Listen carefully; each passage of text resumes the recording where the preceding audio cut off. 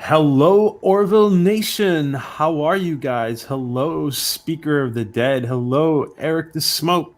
Hello, Stephen Klein. Hello, Adega, Louise Sparrow. Hello, everybody. Um, how is everyone? Hello, Stephen Klein. Hello, Adega, Louise Sparrow. Hello, everybody. Let me just make sure I get my echo taken care of. There we go. All right. So, how is everybody? I want to welcome two friends to the to our stream. I want to welcome Adega Outlaw. You guys all know author and Dr. Adega Outlaw, and PJ's always pushing that. How are you doing, Adega? Not bad. Actually, honored to be here. Awesome, and we are honored. We are honored, sir. And I want to introduce somebody you guys already know. We met him recently, and he's been getting out there on YouTube a lot for his involvement with the Orville fan film. I want to introduce Jason Richardson. How are you guys? Hello, Jason. Hey, what's going on, everybody? Thank you for joining us. Creator of VT Heroes, creator of the J1 conference in Atlantic City. Convention in Atlantic City. I mean, either one works. I mean, I think conference sounds like a little more official. And J1 Studios, who is directing the what we first thought it was going to be a one-time fan film, but what we got for the Planetary Step for the Orville fan film is just a tiny teaser of what is going to be a series. So amazing. Welcome, Jason. How is everybody doing? I'm exhausted. Just hearing what I do sounds exhausting. Yeah, I was going to say you're making me tired, and I haven't done any of that. Oh, man. I got to tell you, Jason is exhausted because he's a new dad. Yeah. And but I got to tell you, he is a very energetic young man, and if you look at the picture that I put up on the Twitter post, this is about as energetic as anybody can be. Oh my gosh, that's a great picture, Jason. When I saw it, I had to put it up on Twitter. You should be happy with that. That's a cool picture. That was a photo shoot I did, 4 years ago, I think. I don't even remember. It was a while. It's been a while. It's a cool picture. Let's see. Okay. That was done.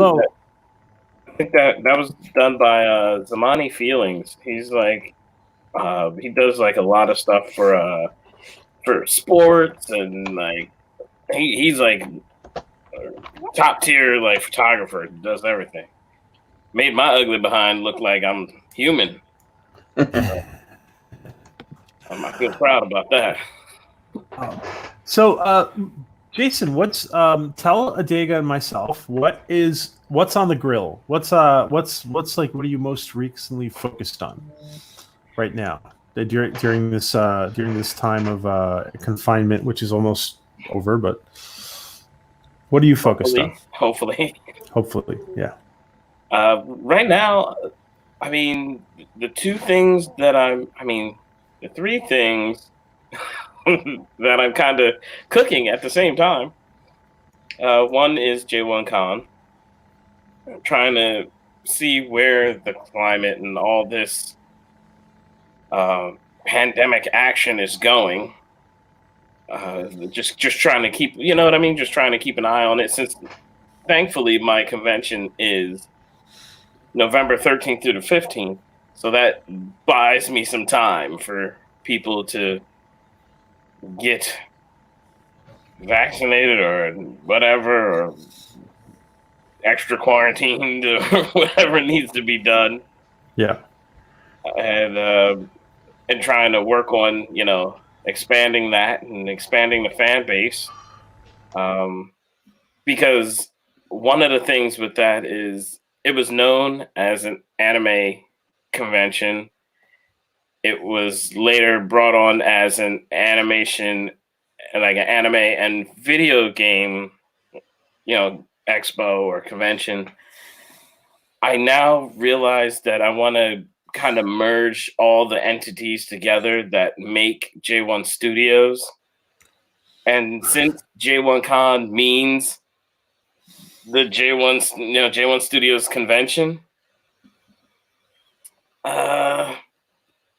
I decided to rename it. I took the anime and gaming subtext off of the bottom and just made it the J1 Studios convention, which leads to a conversation that I had with a certain person, PJ. Go ahead. Whatever. Share whatever you want to share. Yeah. We had a great conversation. Let me just say before you say anything, we had a great conversation, and there was a lot of synergy actually between Jason and I on certain things. And yeah, go ahead, Jason. I'm sorry. No. What's being said is it looks like we're going to be expanding by combining. I have mini conventions inside of J1 Con. Like I have one that's known as the Black Finity Gauntlet. It is the POC, YouTube, and podcasting summit. So it's all the black and brown nerdy groups that have all these different video game shows and video game podcasts and all sci-fi podcasts. They all meet up, they talk about sports, whatever they are, but they come together to network, to share secrets, tricks of the trade, to help each other out so that they can be recognized as a viable resource in the nerd community, in the pop culture community. And it's really cool, and we've had it 2 years now, and it's been fantastic. So I kind of want to expand more on that nerddom, because there's so many awesome nerdy groups out there, and it looks like we're gonna have another mini convention that's gonna be happening inside of J1 Con this year, and that's Orville Nation 2020. So we're going to try and bring on the sci-fi aspect, that hardcore Orville love, into J1 Con with a possible sprinkling of other fandoms inside of that Orville Nation mini-con. Yeah, so basically, we were looking, and we were looking to explain it to everybody. We were looking for a place to gather once a year, and Jason has so graciously offered that we do our gathering at J1 Con, and seeing as that we were actually looking to do our first gathering on the East Coast, it just sounds like a great fit, and we were very humble that you would ask us to join you, and very gracious. It's great, Jason. We appreciate that. I just wanted, I want the convention now to represent everything that J1 Studios represents when it comes to the fandom. I want to do, like, the anime isn't going anywhere. The video games is not going anywhere. We're actually going to bring other groups in so that we can create an even larger gaming section, because we always have like virtual reality, because we actually team up with a couple like major companies that provide like whole giant stations and stuff like that. But I want to bring the tabletop scene in, and we did a test run of it this past J1 Con, and we like how it went. So we're gonna like really push that into it, and there's gonna be like, so this convention has anime. There's a maid cafe. There's live music. There's, gaming tournaments. There's free play gaming. There's VR. There's cosplay pro wrestling every year, Wow. where it's like you get to watch characters, these professional wrestlers who actually cosplay, and they built these whole storylines throughout like a fandom. So you could see Mario wrestle Bane, and then Deadpool might come in, and one of the doctors might come in. And then like Lara Croft comes in and drop kicks somebody. Like it's awesome, and it's all over the place, and it's fantastic. I love that idea. You can get past licensing so easy with that. That's awesome. Right. And so all of this is part of J1Con. I want to bring a level of love to the various sci-fi fandoms, and PJ is going to be the one to help facilitate that. So when you buy your ticket, you get to experience all of this stuff. You can enjoy the Black Finity Gauntlet if you want to learn about like podcasting and all that other stuff. You could learn about, all kinds of crazy other things. There's a little bit. It's like a hotel of like nerds. It's like a gallery. So there's a little bit of everything for somebody, but there's high potential, like high level of detail, like to that fandom. So that's why I'm trusting PJ of all people, obviously, to run have the Orville Nation within J1Con, and we'll make that awesome. Yeah, it's really going to be an honor, Jason, and the fact that you're going to give us a home to gather once a year, I think it is fantastic. And we're seeing here this is a commercial you guys shot. It looks pretty cool. Do you want to tell us about this commercial? Oh yeah, that was actually one of my first commercials that aired at Cartoon Network, and it was like really cool because I just wanted to do something that no other convention was doing, and that was like make commercials for TV. So, and I thought, best way to show all the different levels of nerddom is have like various characters, that represent anime, sci-fi anime. Actually, they were supposed to be all on one team. There was going to be like an anime team. There was going to be like the comic book, like Western comic book, Marvel DC team. There was going to be like Transformers. It was going to be a whole thing. But lo and behold, no one believed that this was going to be a real thing. So the 20 actors I had, like the day of and the night of, like the night before, I mean, people were just bailing on me because they were like, "Oh yeah, I gotta like sew my socks or something," And the 6 people that showed up are people I will ride or die with no matter what. Because like we had, well, actually it wasn't 6; it was just the 5 of them. I thought it was 6 of them. Man, it's even. And it was Brian, right? Yeah. In this commercial. There's Eric. That's Eric? Okay. Yeah, it's Eric right there. That looks badass, Eric. Eric's in the chat. You look great, dude. That's May Claire. She's like a singer, cosplayer. That's he's part of the Pass the Controller show. That was Mark McNux. That's B. He's like a cosplayer. We had him as like a cosplay judge. There's Brian Terranova as the doctor. And people loved it. Like people, it looks awesome. It looks awesome.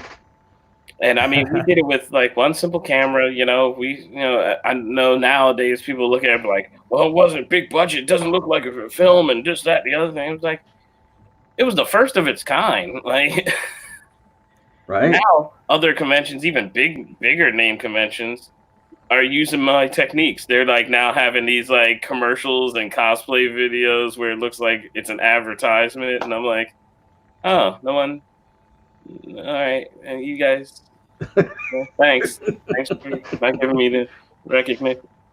And let's take a look a little bit. I want to just show some more. I want to show some pictures from the con. Let me just put those up. Just And that commercial was 2014. That was First one's always the roughest one. actually that was the easiest one. The Really? roughest one. There's always a rough like patch in all these. There's always a situation. The 2015 J1Con commercial. That was a dangerous one. Uh-oh. Because we had like 60 some odd people. Yeah, it was like 60 cosplayers on set in 100-degree heat with no cover, shooting for about 4 or 5 hours. Because people think a commercial is just like you shoot for that 30 seconds or like, and you got it. And it's like, look who we got here.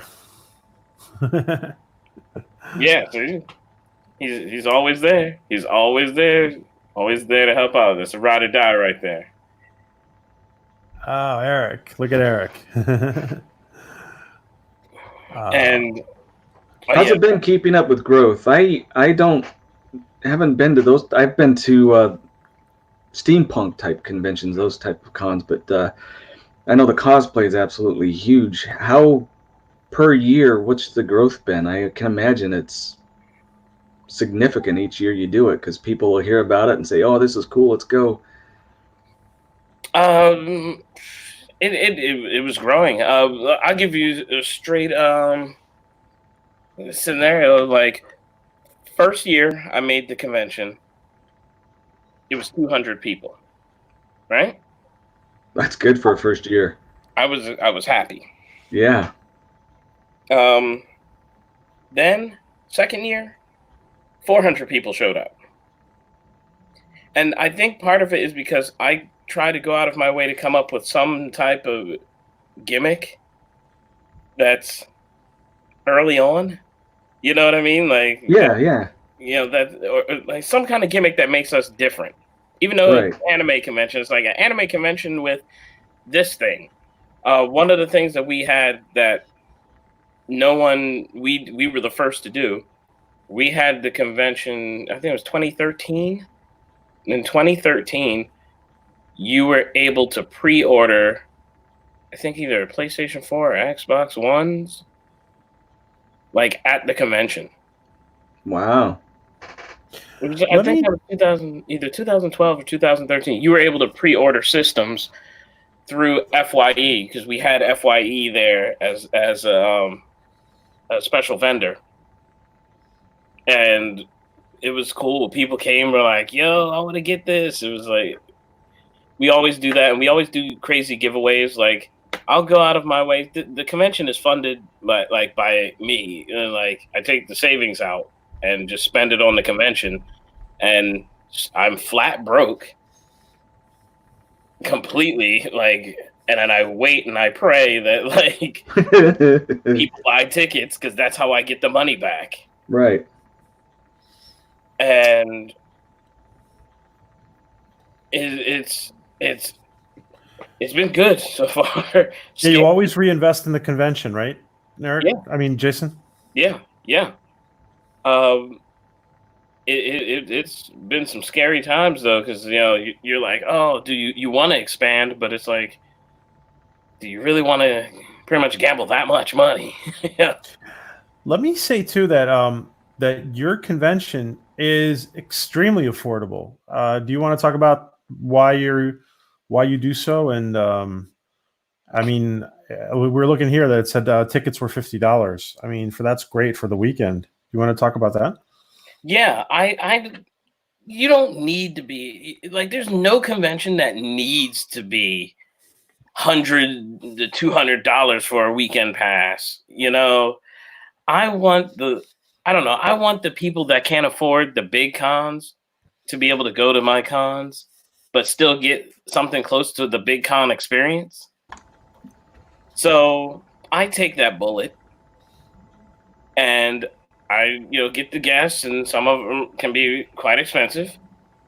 And I charge low ticket sale prices so that people who have like a lot of kids, or like who come from like a lower middle class or whatever, they can't afford to take their families to like the big cons, because that's almost like $1,000 when you add up the whole family. Oh, it's insane. It's like it could be worse than Disney World.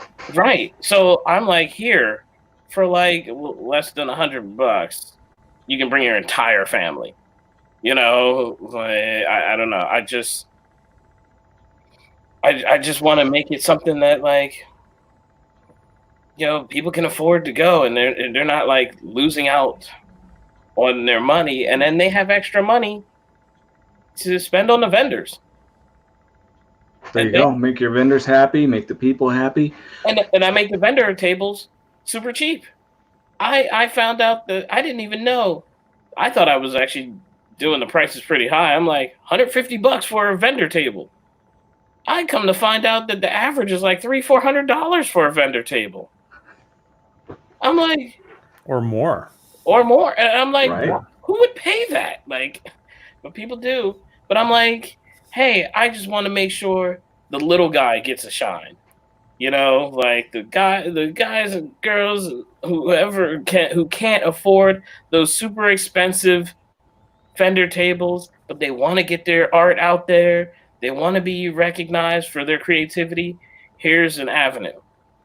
And then I create a ticket system that's affordable so that the people who come in, they're not broke the second they walk through the door of the convention. Now, right. That's a good system. They have money to like spend on the vendors, creating a cycle, creating its own economy within a structural economy inside the convention. Yeah, and if those vendors are happy, you're going to be guaranteed every year that pretty much, pending any accidents or anything, that those vendors will want to come back. Yeah, I get a lot of repeat vendors like that come to J1, and I'm not one of those convention owners that sits on the high mighty throne. You know what I mean? Like, right. That's ridiculous. Wow, yeah, JD, no that's crazy. I'll sit outside on the corner and sell my art. Like, what type of venues do you use? Are you using hotels or where people, if they're coming from out of town, they can hang out and rent a room and then go visit, or how you do it? Yeah, I mean, I started doing conventions in like the first J1 Con took place in a sushi house. Nice. Nice. I thought it was pretty fitting, and it's all I could afford. I thought it was pretty fitting that like a Japanese animation thing would happen in a sushi house, because it helped the sushi house because they cleared out the space to make like a little mini con. Right. You could still order sushi and food and drinks and all that stuff. So people were ordering because I made it like inexpensive. I think it was like $15 to go to the convention, and people were spending the rest of their money on like piles of sushi. So and the vendors, there was like 5 vendors. That's all right. 5 happy vendors. Oh, can anyone explain the POC convention? I just looked that up, and it's like a color convention, but it's like a hacking convention or a security or anti-hacking convention or something. I don't know. Person of color convention. Yeah, that's what I was saying. Oh, like, person of color convention. Okay. Yeah. But I mean, I'm wondering if he's thinking that J1 Con is like a POC convention, and like J1 Con is a blend of everything. Like there's young, old. I remember I saw the first time when the first convention. An older couple came in, like a lot older than I expected to be at this convention. And they came in because they saw a write-up in the paper about my convention, and they were big fans of Ultraman. And like this couple came to watch because I was going to show an Ultraman movie, and they showed up for it. And then some people brought their kids, like their little kids, to see something, you know, because there's video games and all this stuff. I try to make it, you know, a general event for everyone. So, and I don't want it to be 007's kind of explaining that it is for everyone. Yeah, and I try to add a little bit of everything, and I never want my con to be like what Mando was talking about, a glorified shopping experience. I want people to do stuff. I want there's always panels, but not just panels where it's like, oh, here's a panel, here's a celebrity, check out the celebrity talk for a bit, and peace out. I want interactive stuff. Now, is it similar? Because, you know, like I said, I've done steampunk conventions where some of these are really well done. You go there and they'll have a panel, and the panel shows you this is how you work copper. This is how you make your leather work. Interactive ones like that for lessons. This is turn of the century, last century, how to prepare food. You know, and then they'll have concerts with period music or those type of things. Yeah, that's we do awesome. a lot of that stuff where we have like people who do like video, like different nerdy bands and hip hop and rock. And because I created a music fest in Philadelphia, and then I eventually just brought that into like J1Con. And so like you'll have like nerdy hip hop, you'll have, you know, some awesome like metal band. Then you might even have some pop music. Sometimes you have some like chill vibe music for like, you know, there's always a little something. And yeah, it's a great different elements, you know. And I like to like have people like interacting with each other. So when I walk the floor. Like I walk the floor and I go Here up. Comes the boss. Yeah, I never want to be the one that sits in the back and just like work. Like I'm up there folding the tables, like helping build the convention. Like I like if I can't do the job, the job shouldn't be done. Like, like I don't know. Like I want to be an example for all my crew, and so. Well, I'm with PJ. That shows a serious vented interest where some of these bigger cons are owned by corporations. They don't have that personal touch anymore. You know, it's they hire people to be creative instead of people actually loving what they do, and there's a certain touch to that, and that's awesome. I would love to be able to go to one of those. Yeah, like last year was like I got all the way types of emotional all last year because so many people were being super nice to me. A whole crew of different people, all different walks of life, came in with gifts for me, like thanking me for making the convention. That's how you know you did a good job. That is really significant. I didn't know that was a thing, and like, like people were, you know, wanted to hug me and thank me, and it was touching, you know, like. And then a couple proposed during the cosplay contest on stage. Wow. And one of the reasons was he was like, we met 3 years ago at J1Con. What better place to do this than here? And I got him. How awesome is that? I was boo-hooing all over the place. Well, that's very flattering that they would do that. Wow. And I was still working. I like he had PJ told you I was a doctor. When I was still working, one way we could judge our success year to year was when Christmas came around, and we get piles of baked goods and goodies and Christmas ornaments just piled. We know that we treated the people right. You getting gifts like that, people coming to your convention to even get engaged, you're doing things right. That says a ton about you. Yeah, I just wasn't. I don't know. I wasn't expecting it, and like it blew my mind. And one of the other things is like we create like J1 Studios. We are a news site. You know, it covers news and pop culture and like all nerdy things. But we also make content. So we have our own characters. We have our own comics. We have our own music. We have all kinds of stuff. And we have a mascot. Actually, here's a statue of the mascot of the company.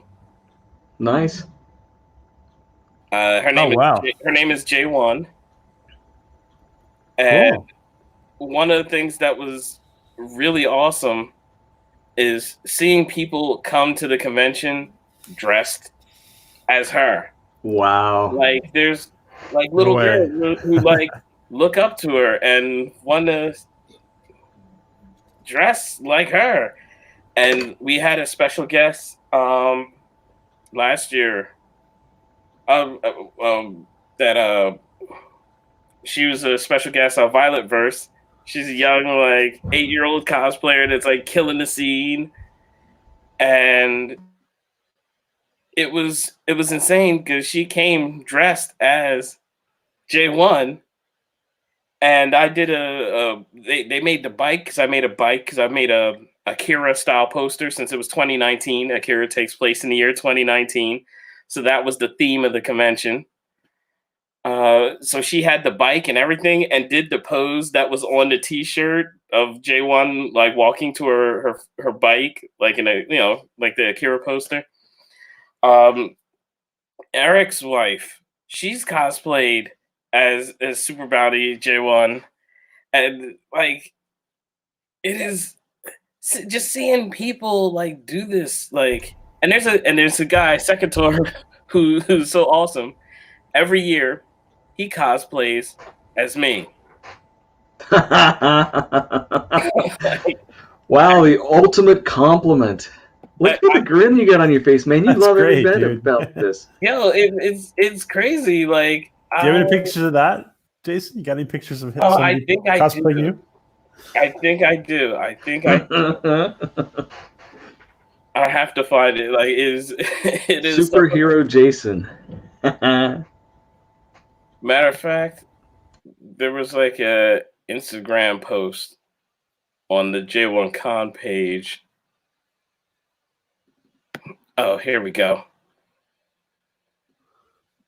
I will send you the link. You can share it. I can share your screen if you want.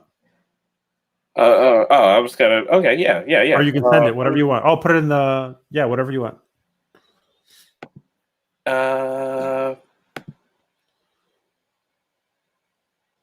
Share screen. Is that it? Oh wait, what? Now you pick what you want to share now. Hit the middle tab. I think my entire screen.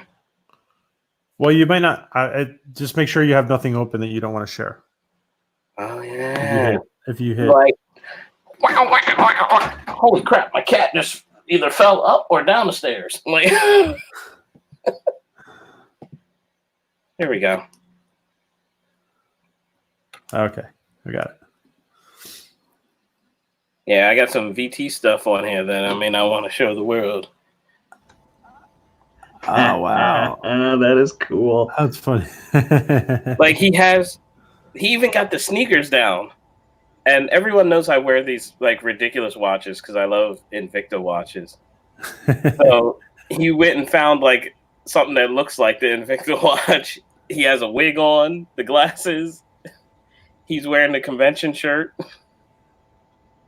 So does he pretend? Does he go around pretending to be you? Yeah, he does this like game where you have to go and I think take a selfie with me and then show it to him. And you get like $10 or something like that. But the problem is, people who know generally what I look like will go to him first. And he'll play it off and do the selfie. And then they'll come to me and I'm like, what? Like, what are you talking about? I just want to remind everybody in the chat that Jason is very humble but this the J1 conference has been growing every year. The J1 Con has been growing every year, and it is quite it's starting to turn into quite a spectacle. Yeah, like. Now, Jason, let me ask you this: do you have an area where science fiction authors present their books, for example, at the convention? I mean, there's. Why do you think you're here, Dega? There's things like panels where we do, like some of the panels that we do are presentation panels. I did a presentation panel announcing VT Heroes with the help of some of the actual like Power Rangers from like the TV shows. Oh yeah, and we're gonna show that now. Show that now. Did you get that? Were you able to get? Yeah, there's just such diversity to what's going on at the there's a little bit of everything going on at the convention, which is fascinating.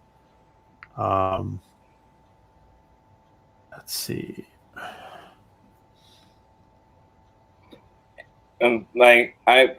We've had different people who had that presented books. Actually, we did have a couple. A friend of mine who works with a lot of the big cartoon shows and at Cartoon Network, he put together books.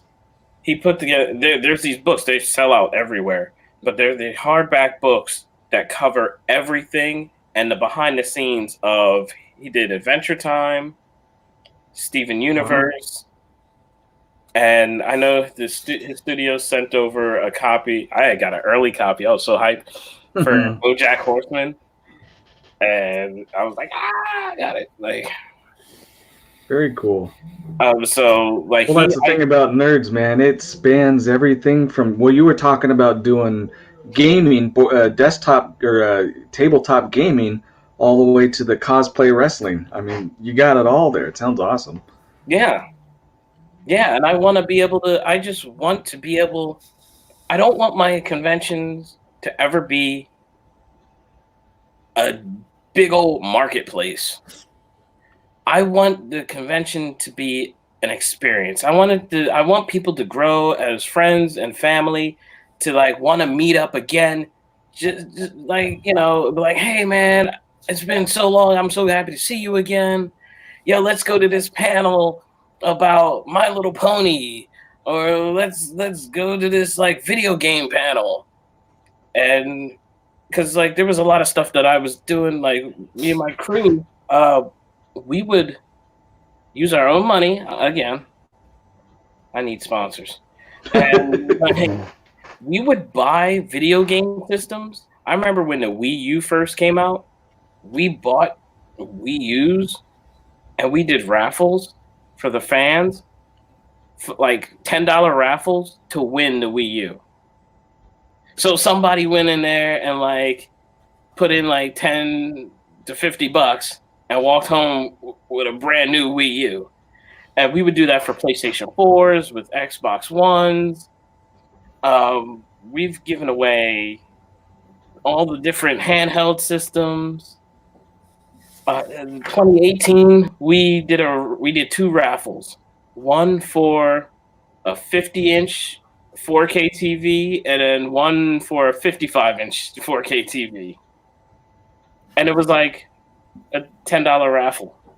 Because I didn't want people to have to like spend a crap ton of money. I wanted somebody to like, yo, I went to this convention. It was so awesome. I spent like $20 and got like this $1,000 TV. Like, like cool. So, well, that's not unlike, some of the bigger ones. Like I had mentioned earlier, I used to go to E3 a lot. And a lot of people, there was the big three, Sony, Sega, and Nintendo, and they'd hang out around those guys an awful lot because, well, I won a Game Boy, a gold one. It was a limited edition thing. People love that type of stuff. The free swag, or even a raffle. $10 for a TV. I'm in. I would have bought 20 tickets. Right. And like this is all different. Do you want to tell us what we're looking at, Jason? Oh, I know. Yeah. Maybe explain it to everybody. This is a 90s style live action commercial for my game VT Heroes, which is a deck building fighting card game. Yep, and we can see let's see, right there, down there, there's the helmets. Oh yeah, there's some of the helmets here. There's VT Red. We have over here, I only have 4 of them right now. This is VT Black. There's purple and there's green, but there's 9 of them in total. And I just want to point out the great artwork and the quality of these cards for the game. I designed all of it. Those are my. Hey Trey, check this out, Trey. This is pretty cool what they're doing. Yeah, you designed and you drew all of them, right? Yeah, I drew all the 100-something cards. They're larger than your standard cards. It looks like they're bigger than like a Magic card. They're about the poker size. I think like it's known as poker size. Gotcha. Yep, they're a little bigger. And they fit in the regular sleeves and stuff like that. But I wanted to. I love like that whole Tokusatsu Power Ranger, vibe. And I was like, maybe I should do something with that. Like, I should just make my own, like, heroes. So if you go back to that shot with those 3 cards. Yeah, 1 sec. Let me put it back. You'll see that this is how the game plays. You have to build your hero. So you need a color, you need an element, and you need a totem. And added up, the battle points have to equal 10. And you see the battle points at the bottom. Okay. And you fight one-on-one with someone else who did the same thing. Now, with those 3 cards right there, those allow you certain moves that you could do. Because these are the stat cards, and then there's action cards. And the action cards are like the deck that you build. You know what I mean? Like the punches, the kicks, and all that stuff. Now, you can't do certain moves. Say it's a level 3 attack. You can't do that level 3 attack with this character because his max at that time is a level 2. So the attack is important, the defense is important, power is important, and then you add up all 3 of the intelligence points at the bottom to know what their intelligence level is. And you go through a whole series of it's Street Fighter meets Power Rangers meets Magic the Gathering, but way easier to play than Magic, Yu-Gi-Oh, and Pokemon. That is really cool. I thought they were bigger cards, though. I saw that kid. He just has really small hands, so it made the cards look big. Oh, yeah. They're not like large cards. They're like standard card size. Except for those have like a lamination edge on them because I need to protect them as I tour because I'm touring with them. So ever since I saw them, Jason, ever since I saw this and you explained the game to me, I want my own set. I want to get into this. This is really cool. Yeah. How do people support you? Well, in the next coming, I don't know when, soon. I would love to say in the next coming weeks. I will be putting together a Kickstarter. And there's going to be different tiers where you can buy the whole collection set. You can buy additional sets. You can buy, based on what level tier you do, you'll get like a play mat, a hoodie, a t-shirt. Then you'll get one of these of your choice. There's going to be a $500 tier where you get like all the stuff, all the knickknacks and all the cool stuff like the hoodies, the shirt and all that. But then you would get, say you want a VT red or VT white, whoever you want, you would actually get the helmet made and shipped to you. Wow. But it's also going to be measured to your head so that you'll be able to wear the helmet. Yeah, I want to welcome Eric, who is joining us. Hello, Eric. Hey, everybody. How's it going? Thanks for jumping in. What's going on, Orville Nation? How's everything going? Hope everybody's doing well. I had to come on real quick. Wasn't going to stay too long because this is all about my man here, J1.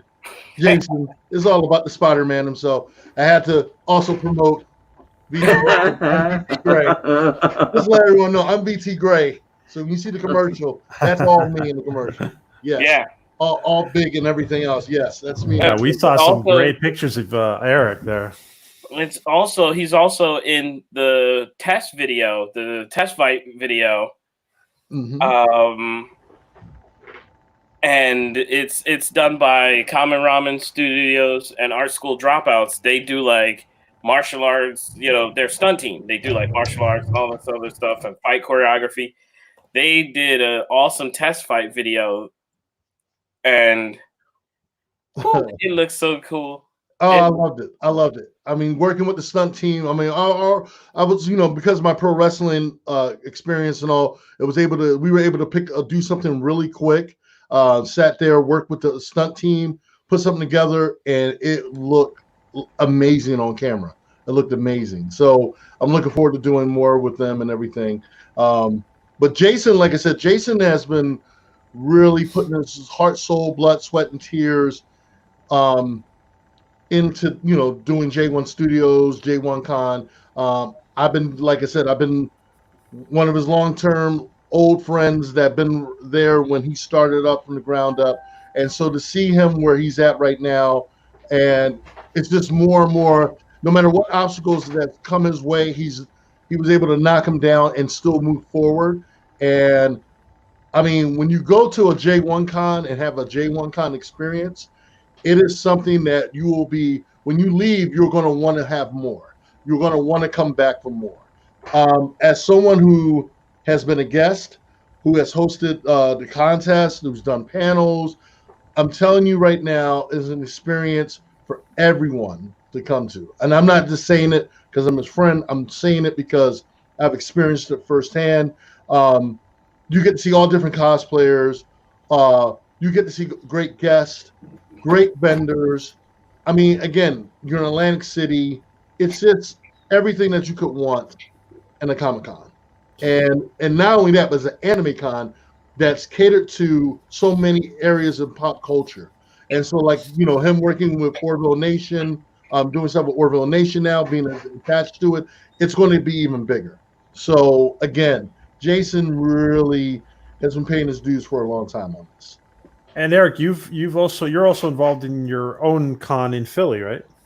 Yes. As a matter of fact, Jason, again, we work hand in hand with Great Philadelphia Comic Con, and Jason teams up with our owner, Chris Wertz, and he and Chris, they work hand in hand. Jason heads up a lot of the game areas for everyone to come out for the nostalgia, for arcade games and everything. Jason heads all that up, and Jason hosts a lot of different panels and everything else. So we go hand in hand. It's about everybody coming together and working together, collaborating together, and it makes it more fun. So when people come to the tri-state area, whether it's Philadelphia, whether it's New Jersey, they have a place that they can call home when they go to these events, whether it's J1 Con, whether it's Great Philly Con, and it's an experience to have, and it's such a great time. Despite everything that's going on right now, we're trying to weather the storm. We're trying to see where we're going to be going, how we're going to be, and again, it's because we know that there's a lot of people out there that want to, once things are lifted, hopefully, or we're at a level where we can go out and enjoy ourselves again, is always going to be in the back of our minds. But a lot of people want to get out to be able to go somewhere to express their fandom for pop culture, whether it's sci-fi, whether it's anime, whether it's horror.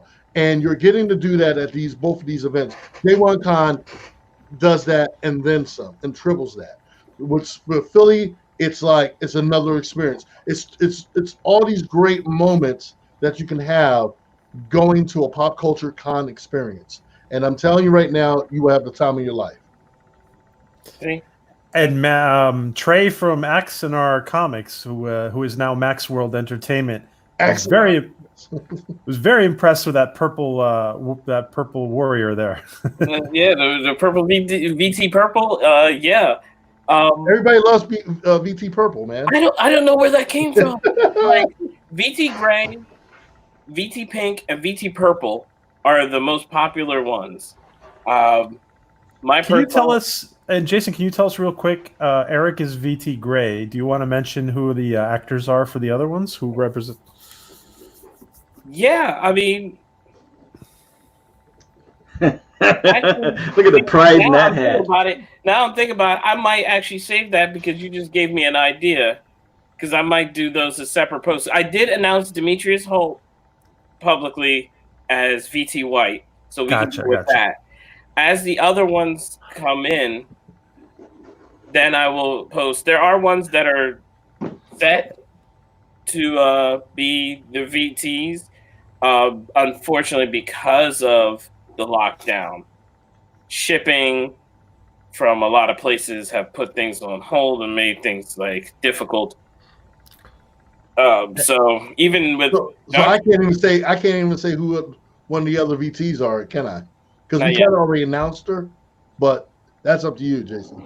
I wanna save some of it, stretch it out. And the only reason why I'm stretching it out is because I don't know how long this pandemic gonna stretch. Yeah. So, I need to have content. So, because production actually is on hold for the actual game because it's considered a non-essential. The factory is a non-essential. So, even if I don't want to do the Kickstarter and then sit on the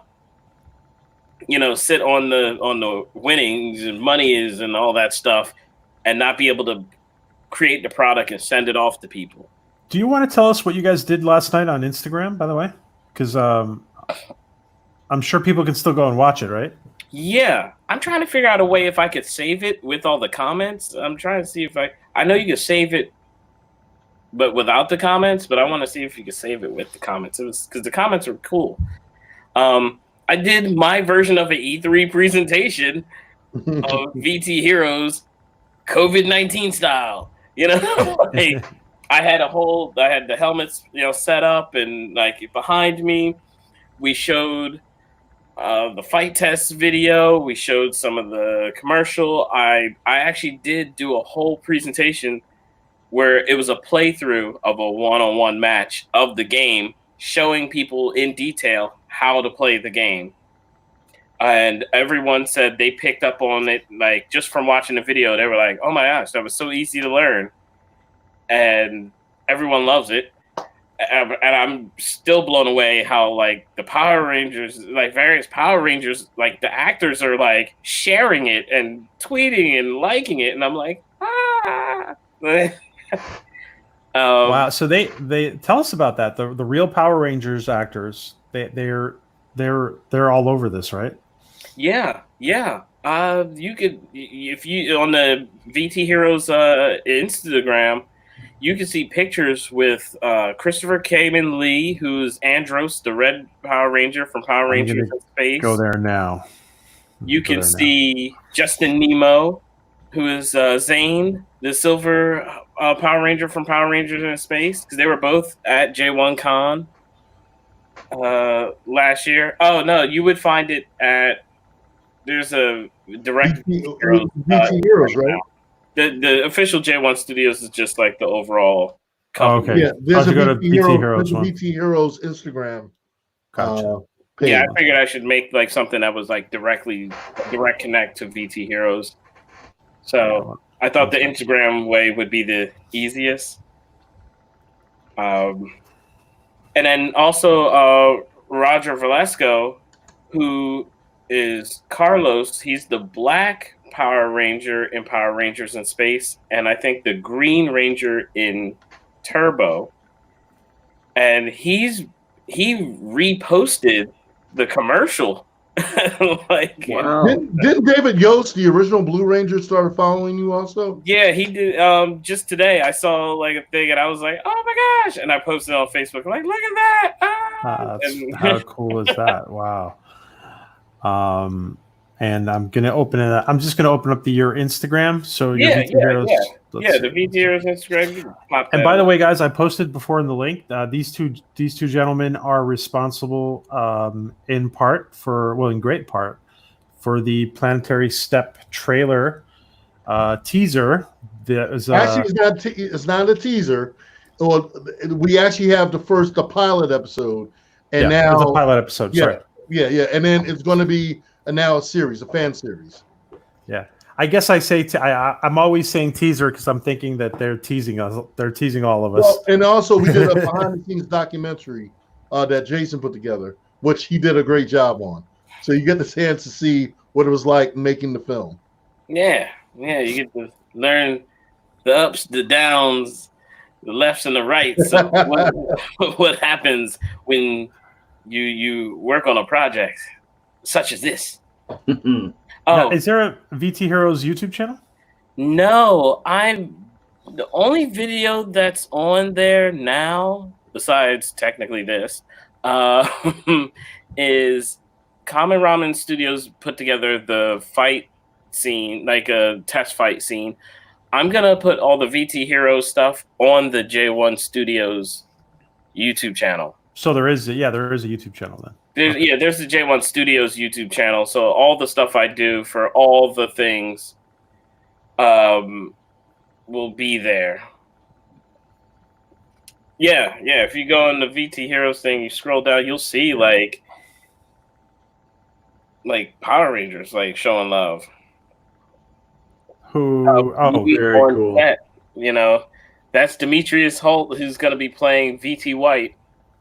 A lot of people know him as He-Man from like in the cosplay and convention scene because this picture and a couple other from his shoot like went viral because he's he's like a competitive I would say competitive bodybuilder, right? Well, he was a bodybuilder, but he's in the cosplay community. He's really wide known for his He-Man, his Kratos, his Mortal Kombat. Yeah, he has an awesome Scorpion. Yeah, he's a great He-Man. Wow. Yeah, he's really a rising star in the cosplay community. And Jason basically brought him on, and who perfect to embody the white VT hero than Demetrius?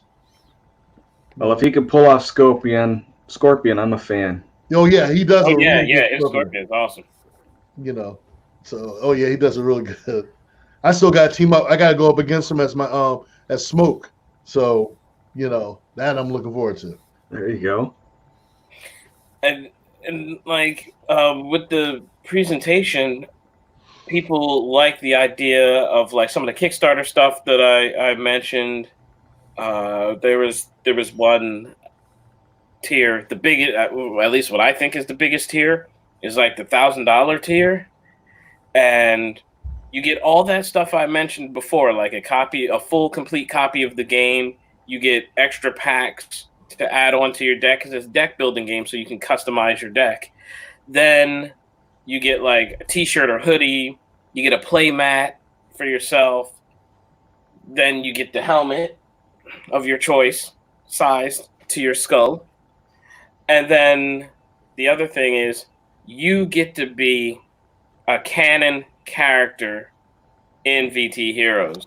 Oh, yeah. Wow. Talk about that. That's really cool. Like, because the story with VT Heroes, the VT Heroes are just avatars.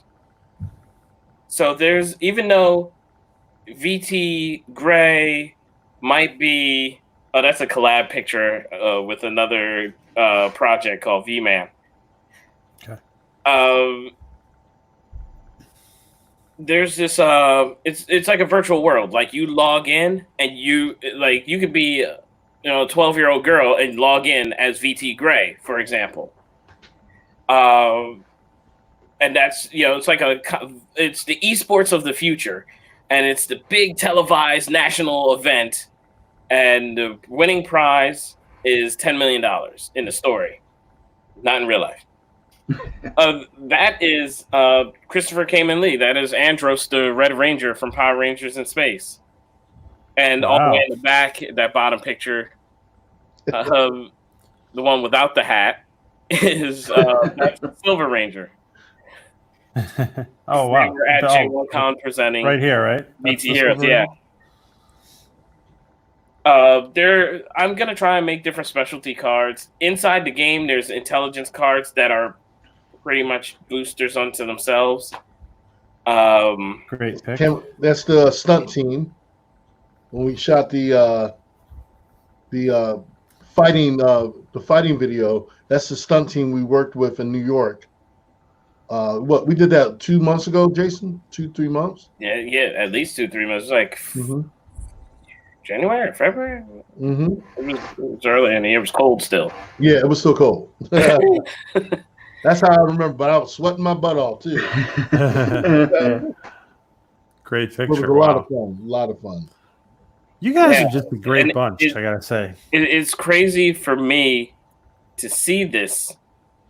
I know what Stan Lee feels when he was on set for these Marvel movies, because like I came up with you, and now you're walking past me, or like joking around, like you're tangible, like you're real, like. And it's crazy to see all these different things, and like it's bananas. Well, for someone like you, it looks like it's very humbling and exciting at the same time. Yeah, like I love going on set, and like I've worked on TV. I've done all this stuff in the industry, but it's different. It hits different when it's your stuff. Like, just like when I saw my first commercial on Cartoon Network for J1Con, I cried because I was like, "It's real! Like, it's real!" Like. Oh, there's the Rangers actually playing VT Heroes right there, the Red and Silver Ranger. That's a great picture. Yeah, it is. The Power Rangers are playing your game, right? Right. Like, this is crazy. Like, they want to be a part of it. They are promoting it without me asking. Like, they're just like, "You're doing great things here." Like, I'll see it online. I won't even know. I'll just like go on Instagram and then like see that someone, like one of them tagged me, and I'm like, "What is this?" And I click on it, and it's my commercial on their page, like at the top of their page. I'm like, ah. You know what? For them, it's like just an honor that you guys are emulating them, I think. Yeah, it's bananas. Like, I don't like it blows my mind. Like all this stuff, like forever, I will hold on to this. I don't know if you can see this art reactor style. This is a Geek Awards. I won Geek of the Year, which is like the biggest award. Like it literally is a black tie red carpet event. That was a great honor that you. Yeah, you hold the title. We all bow to the king of geeks. Yeah, and it was the Oscars, but for nerds. So it was like best game, best comic, best web show, best streaming show. I won that as well with a previous show I was on, and then there's like best scientist, best like all these crazy things, and you're like in a tux, there's hors d'oeuvres, like there's all these other celebrities around, you're taking selfies because you got to look cool, because I'm literally hanging out having drinks with like Joel Hodgson from Mystery Science Theater, and like he's like, "You're really? Cat, man," and I'm like, "Thank you." And then he's hosting it, and like next thing you know, he's announcing the biggest, the final award is Geek of the Year. Like that's like the biggest one. They saved that for the end. Do you guys? Nominee, and he was the one announcing the winner. I blacked out when I started to hear Jay. Like, at that point, I don't remember anything. Jason, Eric, do you guys want to answer these questions right here? Yeah. Are there going to be any special limited cards? I'm trying to do something with that. Like, I think I want to do something. I don't know how many, if you guys know about like Pokemon and stuff like that. They have like shinies, which don't really do anything special. They just look different and they're cool. So I might do a series of those. I was thinking of doing a holiday run of VT Heroes where it would be like Christmas hats on some of the VT Heroes, you know, or like a bunny ears or something like that, because, you know, Easter, like, you know, something silly. And what about booster packs? Special. This is Trey from Max and Our Comics, who is now Max World Entertainment. Just if anybody's has missed that change. So he asked if there's any booster packs.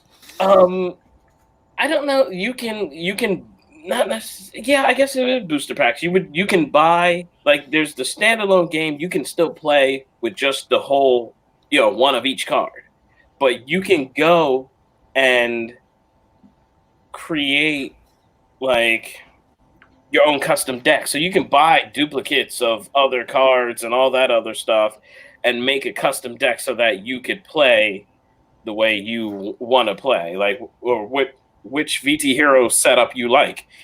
You know, I see there's a lot of purple. Past 2 days, there's been a lot of purple fans. So, you know, purple, whatever, to make that, you know, that setup. You may want to customize your deck to fit the play style of purple so that you don't have useless cards.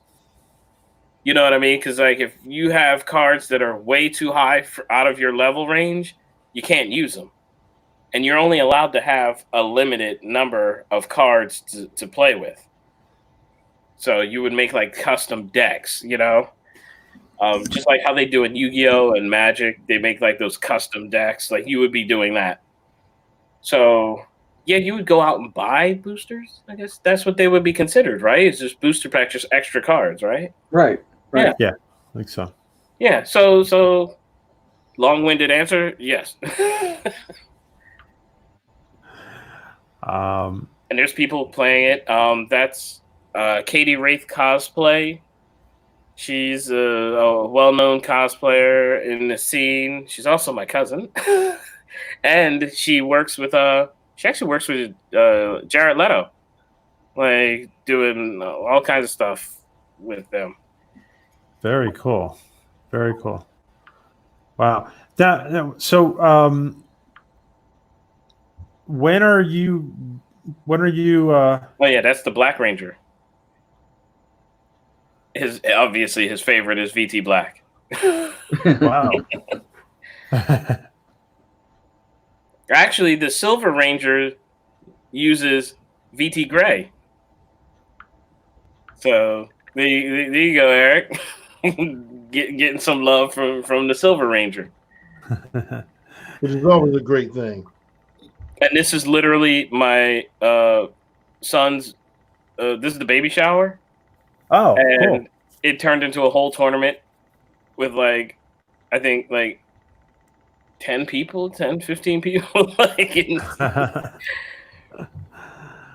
Very cool. They were all play testing the game, and everybody was like, yo, this is great. And then you can see in the comments, one of my cousins, she was upset that the tournament was going on and no one brought her downstairs. Oh, man. So, yeah, like, this is the stuff. That's the print I want to use for the T-shirt and the hoodie. I like this. Yeah. Why is the pink one back to us?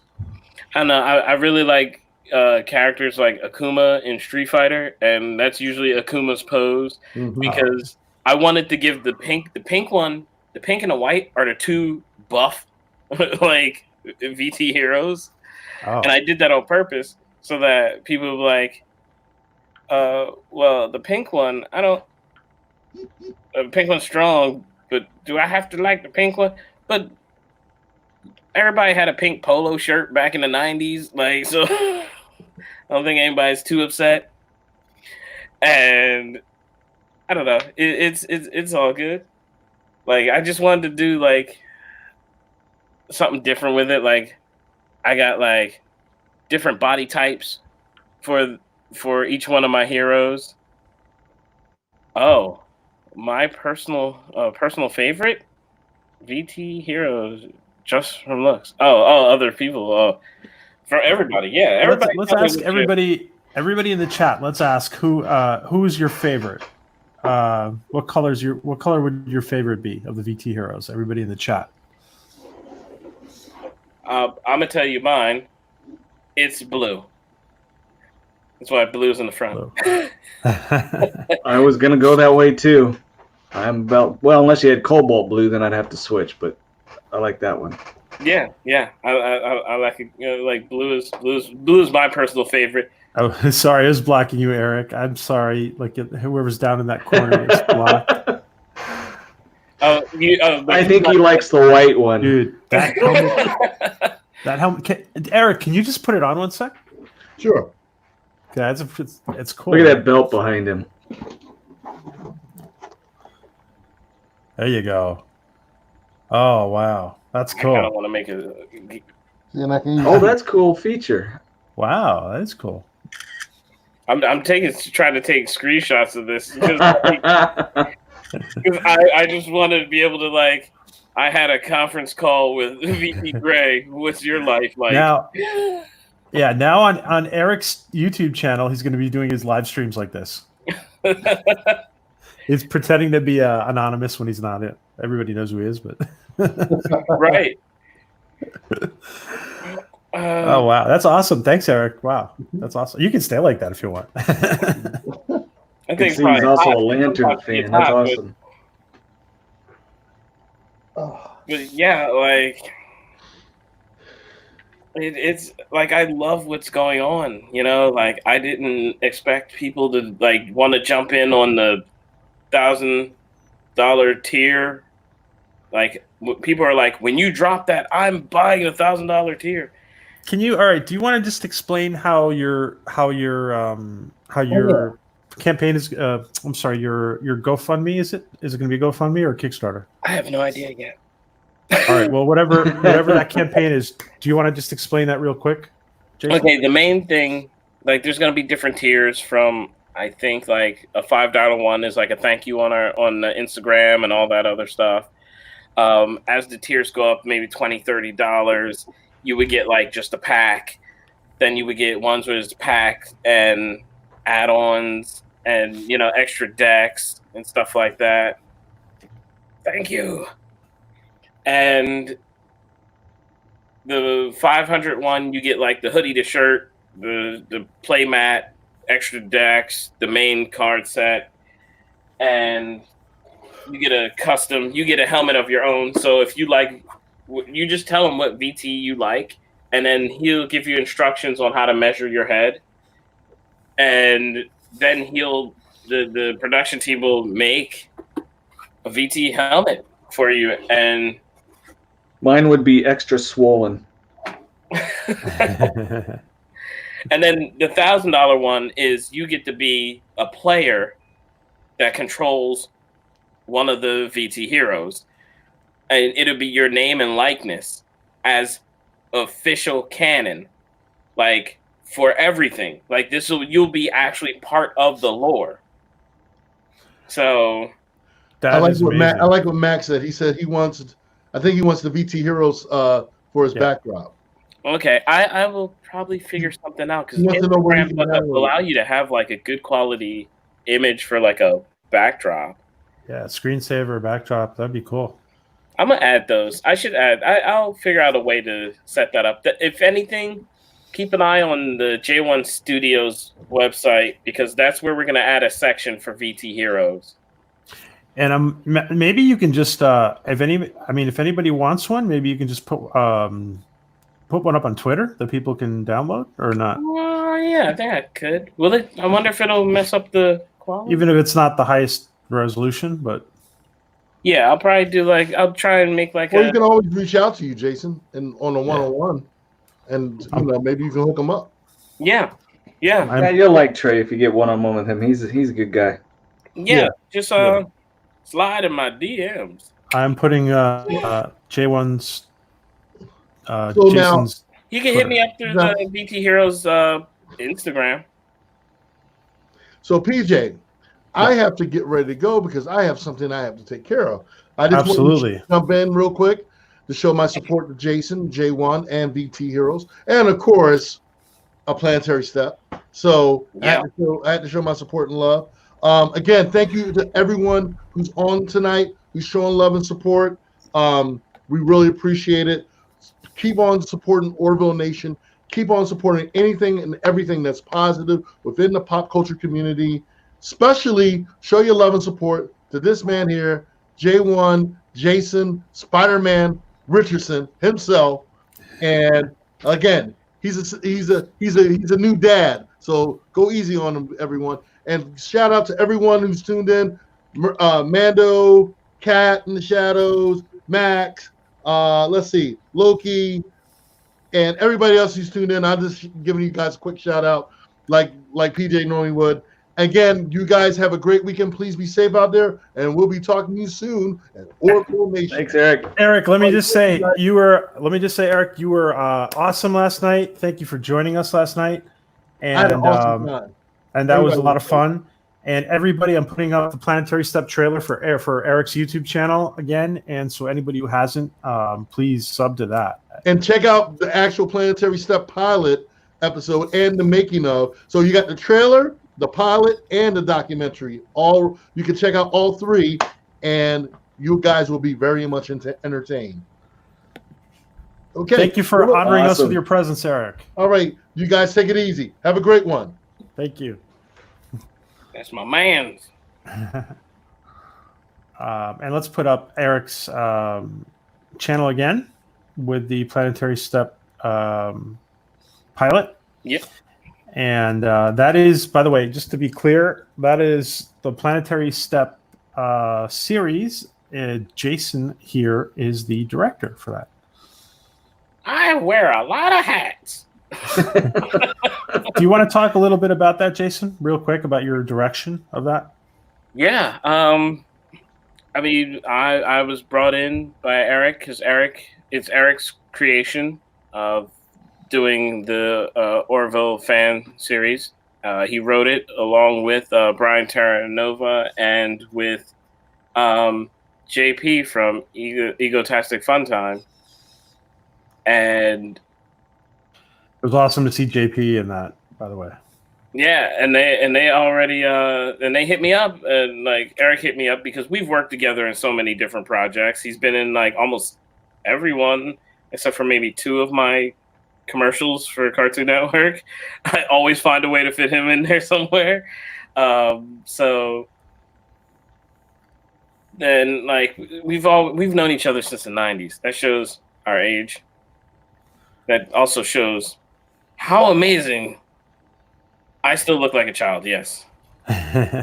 Black don't crack.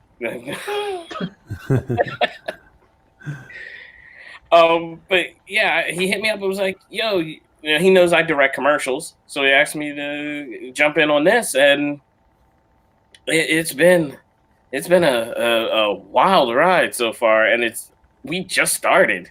Like we put out, at first it was a fan film short, but then based on the response of the Orville Nation, like we had to turn it into more than that. Like we're trying to make it, a series.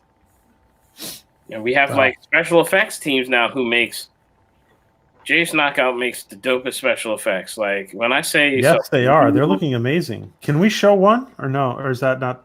I forget whether it's public or not. Whatever is public. Hold on. Whatever's on his channel, Eric's channel, right? Right. Whatever is public. Oh yeah, that's what I thought. There's one on Eric's channel. Oh no, this is something else. Okay. Gotcha. All right, we'll let that be then. Yeah, I've been noticing that with the subscribe. I saw Amando's comment about like YouTube has been like unsubscribing people. I know I follow certain YouTubers because I'm friends with them, and I went on there and I'm like, I have to subscribe again, and it took away all my likes. Like, I don't know. So in the story, let me get back to this VT here. Everybody wants to know about this tier, and I have to properly explain it. I am, and whoever's not following VT Heroes on Instagram, please do. I want to finally get to 600. Like in the past couple days, I went like almost 200 followers, which is awesome. So in VT Heroes, when you see these guys right here, like in the suits and all that stuff, they're just digital information. They're virtual. They're being controlled by somebody else that, link their mind into that, body. So think of it like Avatar. You know how the guy synced in and became one of the Na'vi, and kind of like the Matrix or Tron or any other sci-fi thing where somebody has to sync their brain into a computer. Like it's the same thing. So you don't have to be the same build or look like the character. You know what I mean? That you want to be the actual character behind. Because like Purple is a very petite, like female body. You see, these are the male figures right here, and then the other half are like female figures.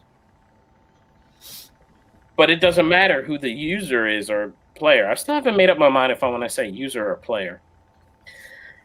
But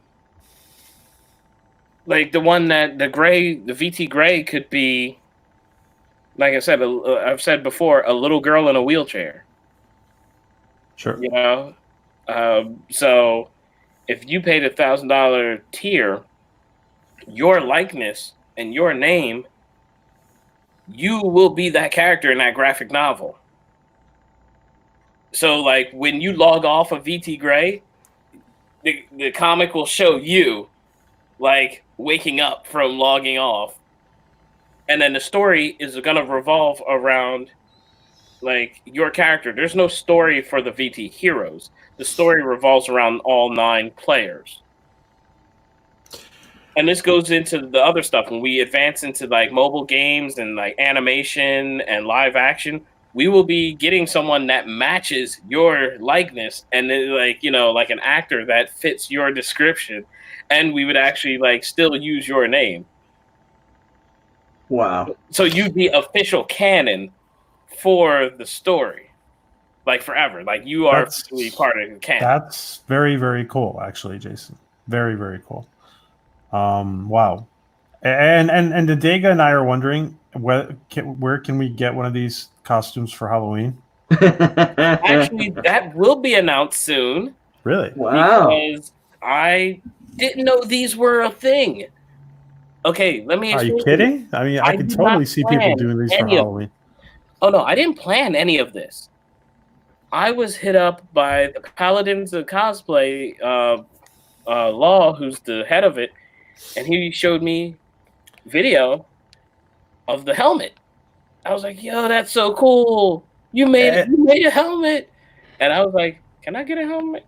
Because I just want one of the helmets in my place, like. Cool. I just want to welcome. I just want to welcome Loki, who's going to join us for a little bit. Hello, hey. Loki. Thanks for jumping in, man. Hey, what's going on, guys? How y'all doing? Hey, bud. Good to see you. Or not see you. Those suits look sick, man. Thanks, man. Thanks. Like I said, I didn't know this was being a thing. I Googled VT Heroes just to see if there was any buzz or how much buzz I was getting as I had just started the Instagram for it. And I clicked on images because I wanted to see if my art was popping up properly. And lo and behold, there's an online store selling the patterns for cosplayers. And I'm like, wait a second, what? Is that real? That looks, and I kept saying to myself, that looks like my VT Heroes designs. And I clicked on it and looked, and I was like, oh my God, that is my VT Hero design. And I'm cool with the guy and all that stuff. And I started talking to him, and he's gonna put together the entire set of all 9 and put it in his online store. So there'll be Marvel, DC, VT Heroes, and you'll be able to buy the pattern and make your own costume. Very cool. And I'm just sitting here watching this stuff happen. So Loki, you've been watching in the chat? How any comments you want to make about? Well, the suits look great. I already said that. The suits look. You got to be excited, dude. I mean, you make something, you come out with something, and then it's like, bam! People are selling your stuff. You didn't even know. You're like, man, I didn't even know they were selling it online. Right? Gotta be, man. That's gotta be a trip. And that girl right there. That's hold on to your butts. That's my sister. Oh yeah, yeah, man. See, don't fall out the chair. She's also a pop singer, and I think I'm gonna call her today because we're supposed to be doing some Zoom parody video together or something. Because I used to sing, so she wants to do a little song with me. But I'm gonna talk her into making some having her studio make a VT Heroes track. Oh wow! Wow. Because a lot of studios now are actually, that's the other thing. People are making music for VT Heroes. I have a theme song, an official theme song, made by Fire. Yeah? He does stuff with J1. He's awesome. Do you want to play it for us? Or not? It's not yet. It's in the commercial. Oh, it's in the commercial. Okay. I know it's in there, and it's in that stunt video. Gotcha. That Kamen Ramen did. I'll play it now. This is a great picture, by the way. Yeah. I think that's Kyle Z Photo. Yeah. He's another great photographer. And the fact that I have all these awesome photographers, because when I'm in shape, I do model sometimes, once in a while. But they also come to the conventions, and they really. I have so much material for this thing. This game is bigger than me. I don't know what to do with it. You might have said it earlier, and I didn't catch it. But when did you come up with this idea? Last year. That's amazing. I put it out this year. That is absolutely amazing that it's gotten that big that quick. I put it out this year. I gotta say though, too, Jason, you're very smart because you are putting together your J1 convention is a great platform to exhibit your creations. Yeah. I mean, why not? I own the convention. I might as well show because a lot of people don't know that. They know I own the convention. Because there's the theme track right there, the one with the black background. That's a sample of the track. Oh yeah, is this it? All right, you know what I'm gonna do? I'm just gonna play this out loud. I'm gonna mute you guys 1 sec, and I'm just gonna play it 1 sec. Just gonna mute you guys.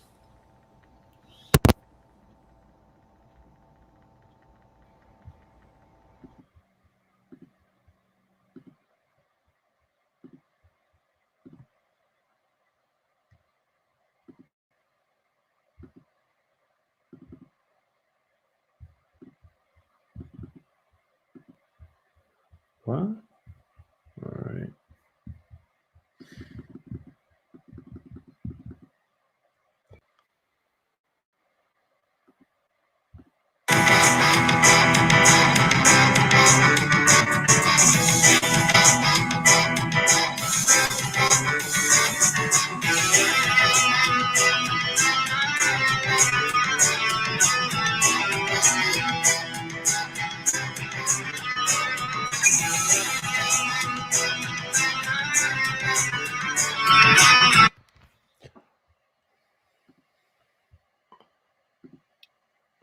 Wow, so that's really... It's totally 90s, like cheesy 90s, like Power Ranger vibes, like... That's superhero music. I mean, it is. And I wanted it to feel... I want everything about this project to feel old school and, like, retro. You know what I mean? Like, that whole 80s, 90s, like, ridiculous fun superhero type thing. And it's working. I have like Sky Blue. That was actually my first card game that went semi-public, was VTF, which is literally what made ended up leading into VT Heroes.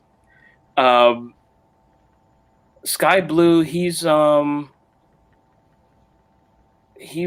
been featured by Funimation. He's done music for Funimation. He's like a hip hop, and like it's like hip hop meets R&B. Like he does a nice blend. He's making a special track, just a music track, just for VT Heroes. And there's that poster. There's a poster right next to this picture. I'm a huge fan of the Japanese artist known as Masami Abari. He did like Fatal Fury, the 3 Fatal Fury animes. He's done Go Kaiser. I was obsessed with this guy, right? So then there's an animator I'm a friend with overseas who actually draws 100% like him.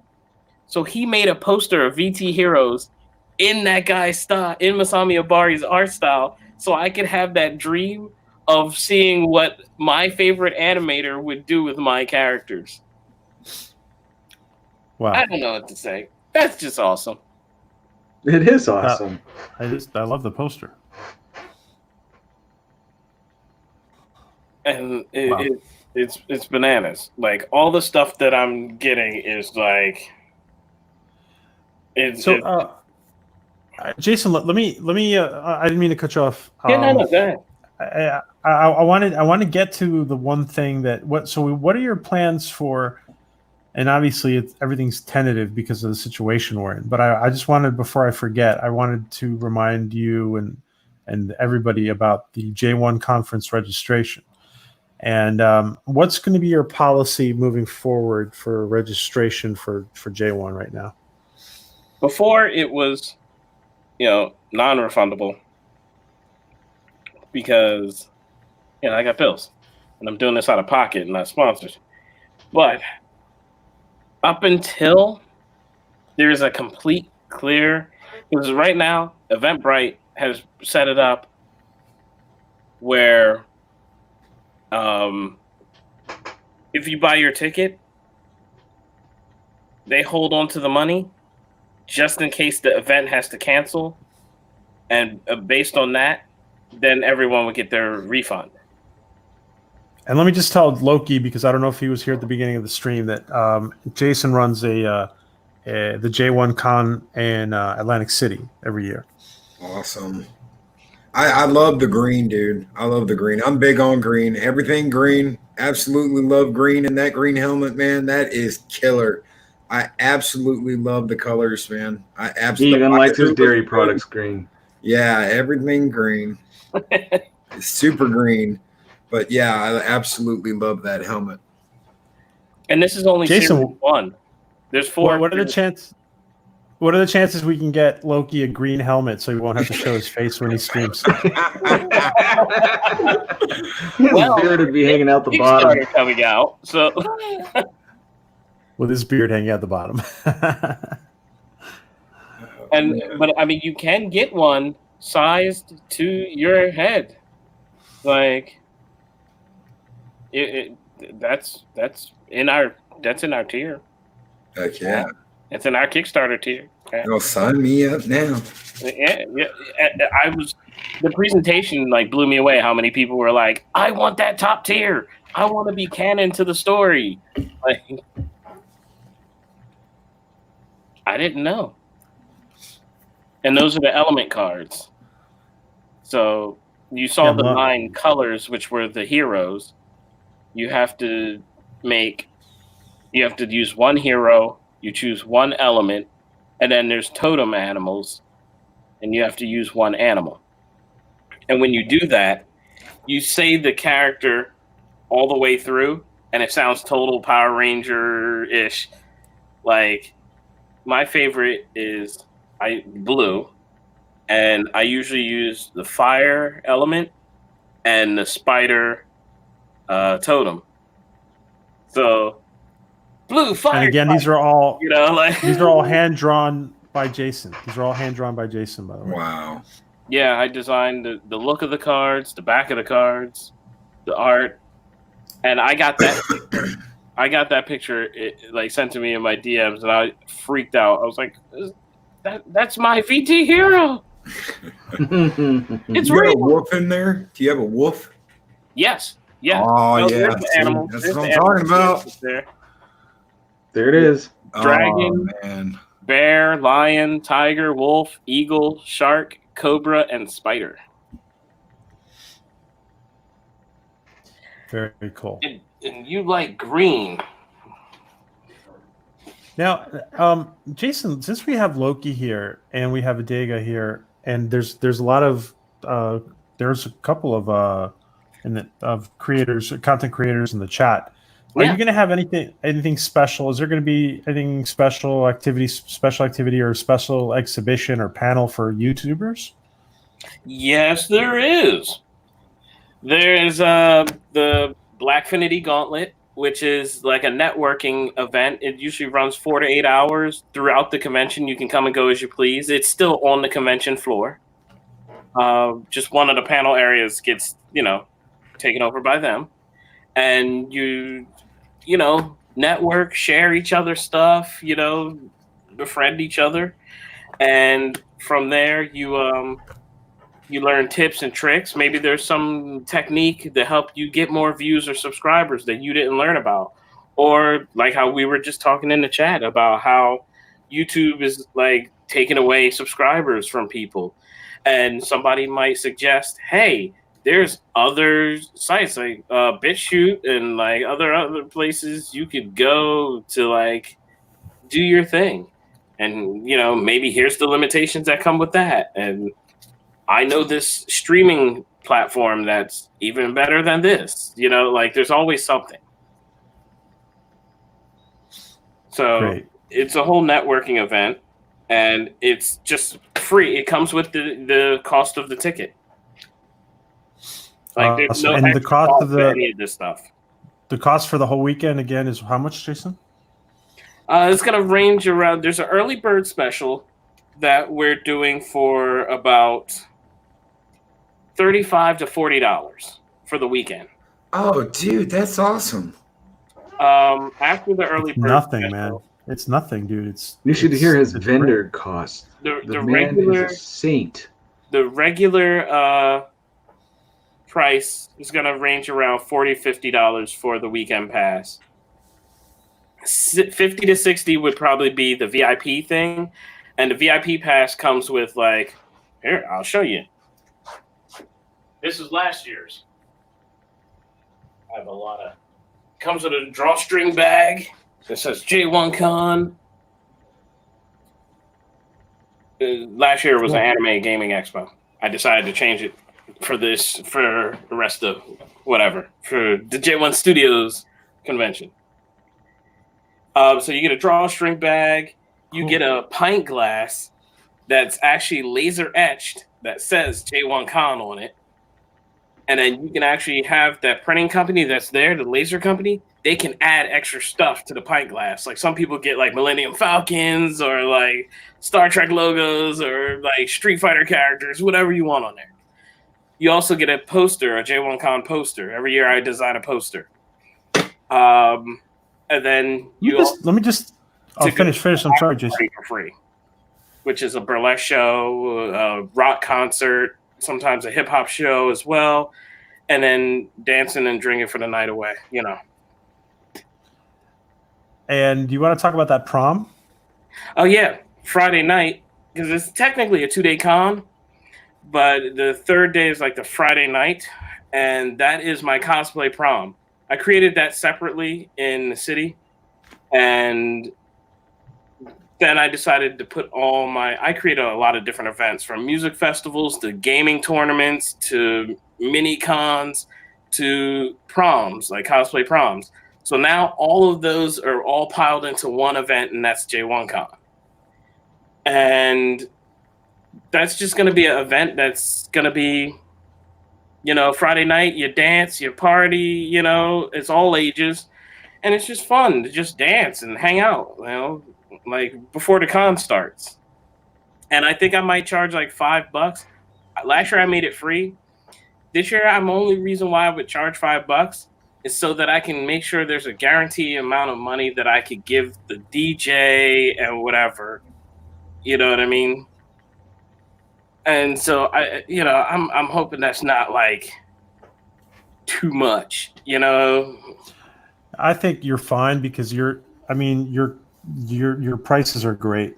And your prices are great, and the hotels in Atlantic City are not expensive either, especially compared to other places. Like because I have a code for that hotel, because the con is happening in the showboat, so you can just go upstairs and then come downstairs later, you know, like, and enjoy. And can you tell us again, Jason? Can you tell us again how big the floor is, because you have an extraordinary amount of space at your convention, right? Yeah, I did a walkthrough video on YouTube for J1Con 2018, and it's 100,000 square feet. Wow! Because the Showboat Hotel used to be a casino, so the entire casino floor is now emptied out to be a convention floor space. So they asked me to fill it up. That's a lot of space, though. It makes everything look tiny, unless you put like, you know, like the curtain, the pipe and drape everywhere. But I don't like that, because then you can't see everything from one angle. I want vendors to be spotted from every possible angle. So. See, that's different than most of them. They want you to weave through these little narrow passages, and, you know, there's so much bombarding you, you'll miss the little people. It's nice to have it that way. And I purposely put the big celebrities at a place where it forces you to walk around and through all the vendors before you can get to the celebrities. That's good. Yeah. So, and all the panel areas are right near, like the vendors are in the middle of the entire con, and then all the panel rooms are all around it, because those are the old smaller like baccarat rooms and poker rooms and stuff like that. I turn those into the panel rooms. That's a smart setup. So the main floor itself is the vendors. The feature is the vendor. That is very cool. Can I ask Jason a question real quick? Is that a Ninja Scroll poster behind you? Yeah. Yeah, that's what I'm talking about, dude. Yes. Here's the thing. I used to watch Ninja Scroll before it was even called Ninja Scroll. It was called the Win Ninja Chronicles. That's way before, like, that's old school. That was before anime was like popular. I remember watching that in the 90s, and I always loved that. Oh, those cards are sick, man. So pick an element, Loki. Oh, it'd have to be ice. Ice. You got ice? You couldn't pick ice because I have you as green wolf so far, and your battle points have to equal 10. And right now you're at 6. So these are all the level 4. It'd have to be fire. Adiga would agree with that. On fire, the burns man it is down. always on fire. He I'm burns always it up. burning it down. All right, so then your character, if you were to, your best for you, it would be the green firewolf. Heck yeah. That's what your character's name would be. Green Firewolf. Hell yeah. Wow. So even when you're making your character, it still makes you feel like you're playing a show. Because you can literally call out your name. You're like, Green Firewolf. It sounds like something you would see on like a Power Ranger show or something like that. That is epic, dude. Yeah, yeah, Green Firewolf. No. Exactly. See? You got it. Exactly. Oh man.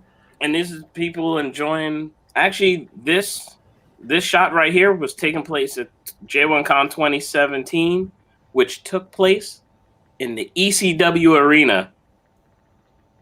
Wow. Because I had connections with. Because remember, Smoke did wrestling. I was introduced into wrestling through Smoke, and then from there, I knew the people that ran the arena. So I got screwed over. Which happens all the time when you're a black business. I got screwed over by these venue owners, and they sold the property 3 weeks before my convention without telling me. So I've been advertising. Oh God. To an empty lot, to a gymnasium, because it was being broken down to be turned into a gymnasium. So I went frantically online and was like, I need everyone to help me. And the ECW arena was like, yo, Jay, we got you. If you can fit, it's yours. So they hooked me up. Like, that was... Yeah, you told me that story. That's crazy, man. All of a sudden, you have a place rented out and they sell it? Yeah. And I found out. They didn't tell me. I found out. And the guy skipped town. So I had 3 weeks to rebuild an entire convention. I had to redo a floor plan, figure out where I was going to put all these vendors, because they had already paid for their tables. So I couldn't just like tell them they're out of luck. I had to cut the panels in half because I only had a space for one panel area. Like I made it work. We had well over 2,000 people that showed up or something like that for it. Wow. And this picture is where at this is Atlantic City or Philly? This is Philly. This is Philly. That's Philly. That was in the First District Plaza. You could find the newer pictures on. I think I have one here from the Facebook page. I think the Facebook page would be where you find a lot of that stuff. Yeah, that's in the House of Blues, because like that's part of the Showboat Hotel. So we had the cosplay contest on the famous House of Blues stage, like where all the greats have performed in AC. It was really awesome. That's also where we had the after party, and it was insane. Those videos do not exist because they were insane. That was really I mean, being from New York, I know that we kind of, people in New York kind of they go down to Atlantic City sometimes, but Atlantic City's always been a kind of a slightly more struggling version of Las Vegas, and it's a smart move to go to Atlantic City because they need events. So that was a really smart move, Jason. Yeah, to go there. And at one point I was the head of marketing for the Showboat Hotel. So I was helping advertise not only my events, but I enticed people to bring their events to Atlantic City. And, I did coverage for a lot of since I used to be I'm still in martial arts, I guess, but I used to be a fighter and all that stuff. So I was into the UFC and all that stuff.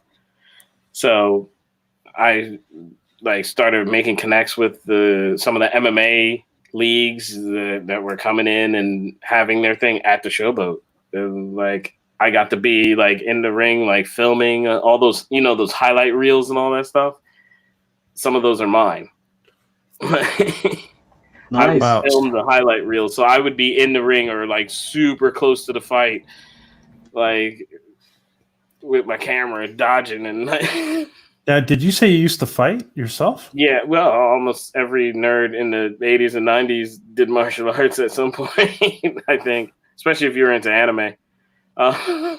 So I grew up like doing like martial arts and stuff like that, and now I'm just chilling. Even as chiropractors did martial arts. What happened, PJ? Really? Wow. See? Yeah, explain yourself. What about you, Stone? Oh yeah, I trained with Kenny Weldon in Galena Park, Texas. I boxed.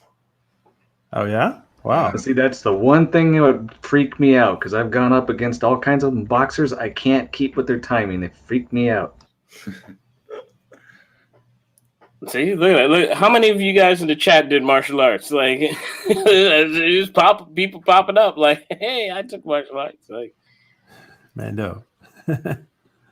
yeah, see, it was the thing, man. Because you wanted to be those heroes. You wanted to be those heroes. You wanted to have the skills so that you could be the Batman. You could be like, Daredevil. Flip like Spider-Man. Like it's. I mean, I still got some of the muscle. Since the baby, not so much, but You get tired when you're sleepless. Those reflexes slow down. Yeah. I'm not used to this baby thing. So let me just ask real quick. Let me just ask Adega and Loki what you guys got coming up on your activities or your channels. What do you guys got coming up, Adega? What about you? I'm just still working on finishing that first book, the pre-book. I was telling you earlier, the only reason why I'm posting it now is because everyone's stuck indoors. And I figured, you know what? I'll share an early version. So that's what I'm doing. Oh, wow. Okay. And I want to remind everybody to let me find that link to go and buy Adega's book Evolution. He does this every time. Well, sorry, Jason. He does this. No. I Stop believe in the hustle. Come on now, you better advertise. If you wrote a great book. I know. I'm just I like promoting other people. Self-promotion is a little bit difficult sometimes. It's okay. I'm doing it. You're not doing it. I learned if you don't tell people what you do, no one else will. I got a few cheerleaders here and there, but you're probably right. Now people talk about what I do. But now you get people coming out of the woodworks and making clothes designs that you didn't even know happened, man. Yeah. But when I first started, I was my own booking agent. I'm now, I do appearances and book signings. I make comics too. So I have my comics. Yeah. I have my graphic novels around here somewhere. Oh, right here. See, I got books too. There you go. Let's see. Well, mine's it's a novella, and then I have novels and other things. I don't do the comics. That is awesome looking. That is awesome looking. Wow. Yeah, it's a book about how Adam and Eve, Cain and Abel become the 4 horsemen of the apocalypse. Wow. And it's a full color manga. So, yay. That's some sweet artwork too. I wrote and drew that. And then there's the comic for the mascot. Super Bounty J1. Right. That kills me that you got people cosplaying that. I see so many people cosplay as my characters, and it like blows my mind. Like anytime I see people cosplay, it's like, I love it. Like, I never get used to it. I still blush. I'm blushing now. That's awesome. My wife threatened me with my life if we had cosplayers that showed up at my doorstep trying to dress up as characters for my book. Is that a bad thing? Probably not, but Yeah, right. my wife likes her privacy. Yeah, my wife, it's funny because like my wife is like low key famous, like so like, but she's known in the nerd scene like as everybody knows me as Spider-Man, so like she's Spider-Man's wife, but she's cool and she's super nerdy and she's like awesome. That is cool. She's probably annoyed by me. I've been doing a lot of like VT work and like doing shows all week, so I haven't been like around.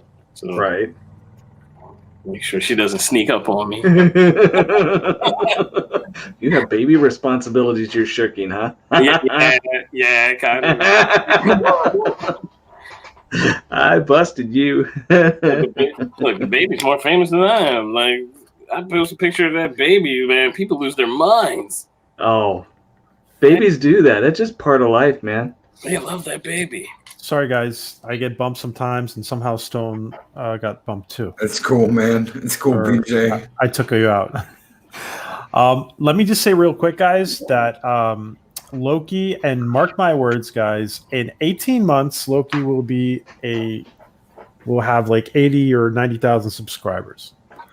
So you want to sub to Loki's channel.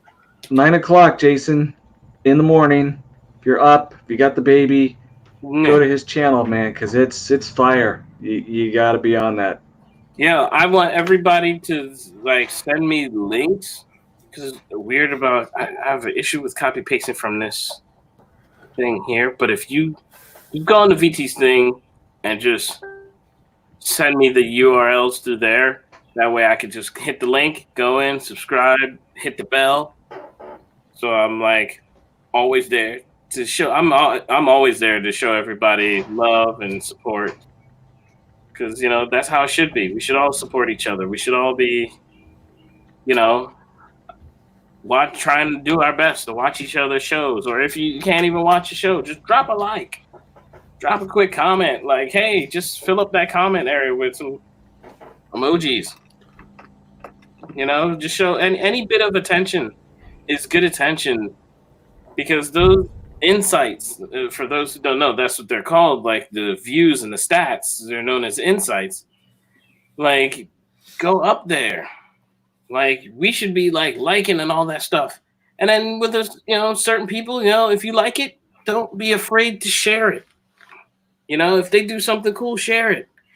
I know it's for some people, their Instagram is like, I don't know if I want to share it directly on my page. Share it in the story. It sits there for a limited amount of time. The other thing is like Twitter, just hit that retweet. Like sometimes, just press a retweet or even just like it. I'm like preaching. I'm so sorry. You're good, man. I mean, think about it. You developed a community where thousands of people come to every year. You have fans that you never even met that are making costumes. Any advice from someone who's that successful is good advice. That's right. That's right. Yeah, he's saying what I always say, man. Help other content creators out. We're all in it together. We're all in the same business. Help them out. Like them, share them. Anything you can do. Anything you can do to give them a hand. We're all, on that ladder together, either going up or we're at the top going, come on, man, get up here. You can get up here. You can make it. And yeah. If anybody's in sub to Loki, here's his channel. Please do, guys. Please sub and check him out for mornings of Loki. And then now he's got some evenings of Loki going on every once in a while, too. Man never sleeps. No, we burned it down. We burned down the whole studio this morning, me and Tyron, and I got Abu Nas. I got the president of the Dark Council coming on Monday. And that's going to be a treat, man. That is going to be a real treat. I love Abu Nas. He's a great guy. Awesome. yo, this is what we got to do. And you know what's a cool thing that I've seen in? Oh, I was able to. Oh, good. I'm able to do it. You got me on that follow, and I rang the bell, Loki. Thank you, sir. Thank you so very much. I see it too, J1 Studios, man. Thank you, brother. Yeah, man. See, you got to do that. You got to show by example. Like, if people want followers, then you got to be willing to follow. Like, a great leader doesn't just sit in the back and just be like, "Hey, do this, do that." Like, you got to show by example. Like, I don't know. Like, I'm always about. I'll quicker make a deal with somebody on a handshake than a contract because I feel like it adds a level of guilt. And there's a man of honor. And if you can't do that with me, like I know if there's some legality things, we got to do it by paper. But if you can't do that with me, then I know I can't trust you. Like, that's just how it is. A lot of my celebrity guests, like, I've had to do some contracts with.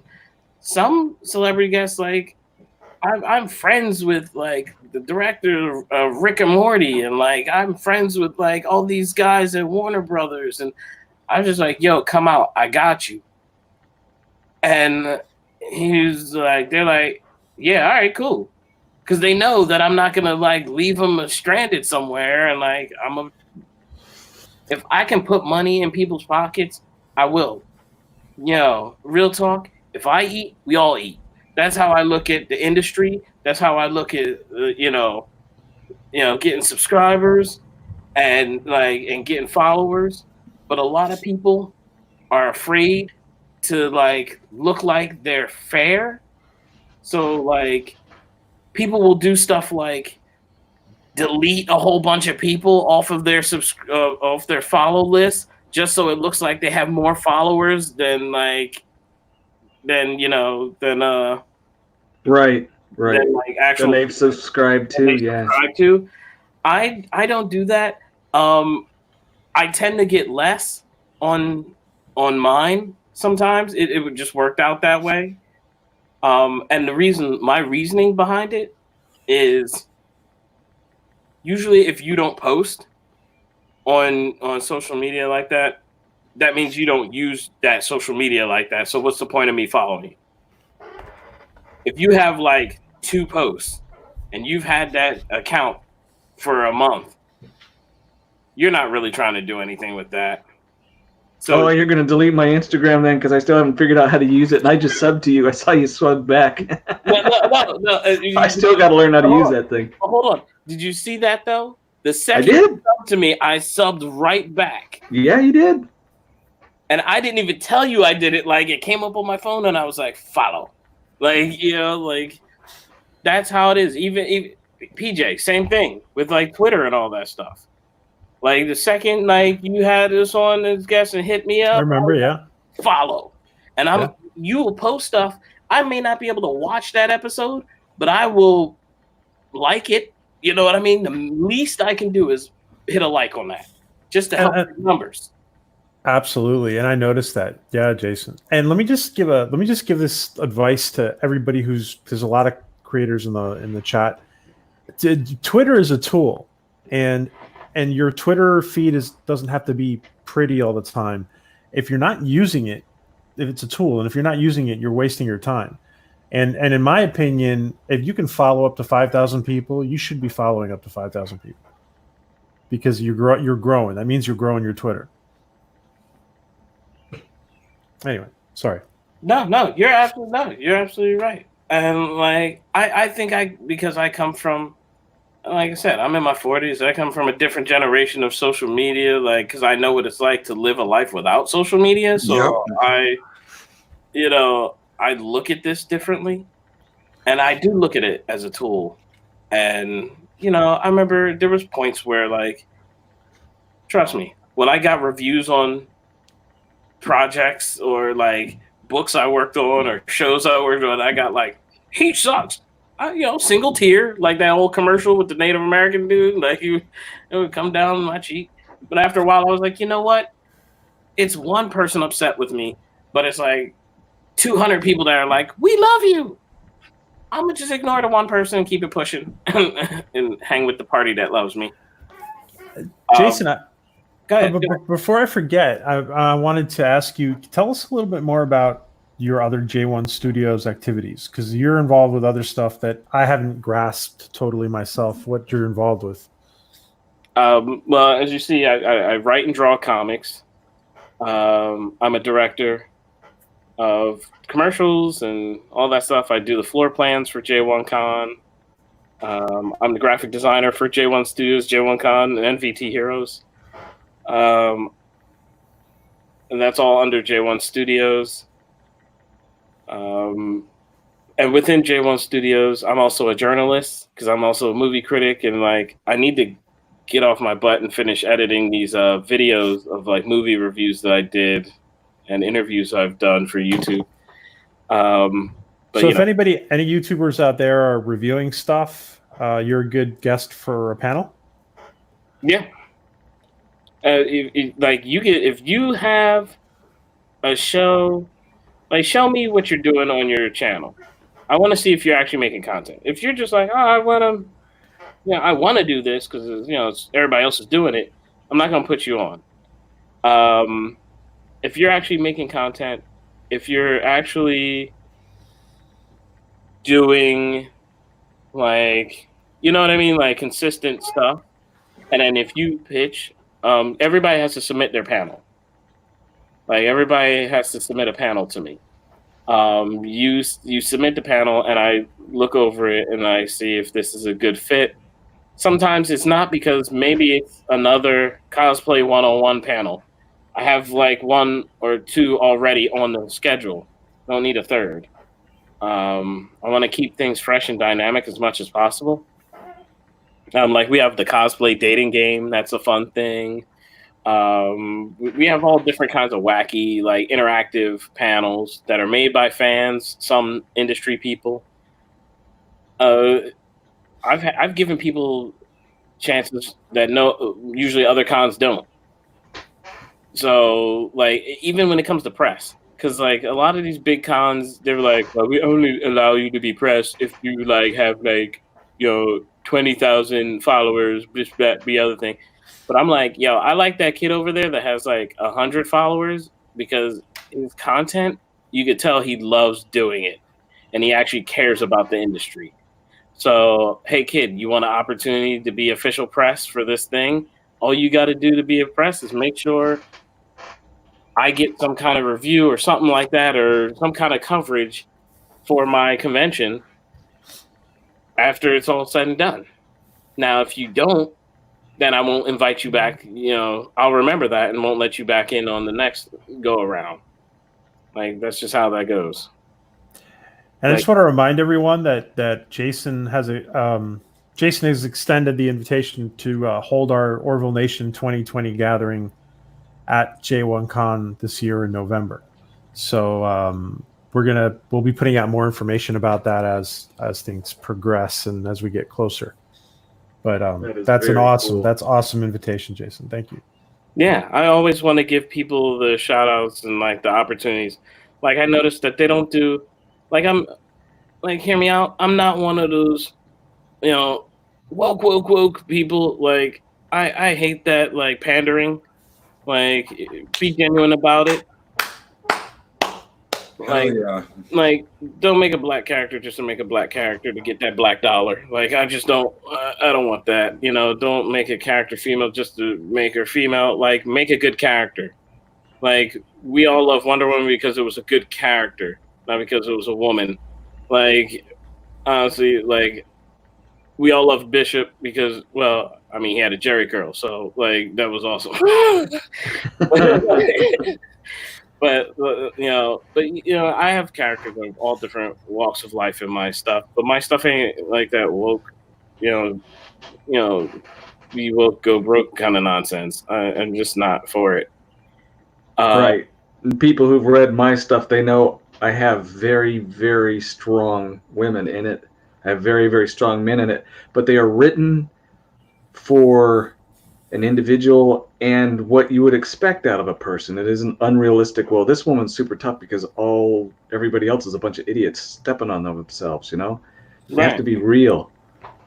Yeah, I have strong women all the time in my books, mainly because like I'm from the islands, man. Like that's our culture. Like our women are strong. They hold it down for their family. You know, the husband does his thing, but don't get it twisted. Like wife and mom or grandma, whoever, like she'll get into that scrap to protect the household, and she'll build half the house. Like like my wife, she was like a fitness guru and like bodybuilder and all that stuff. Like, so like strong women. I like a strong gal. Sound like an old western. Jason, is there we're gonna have to wrap up soon. Is there anything else you wanna like focus on or let people know, make people aware of? Like I said, because of COVID and all this nonsense, like I'm like really keeping close eye on like the progression of things. I'm still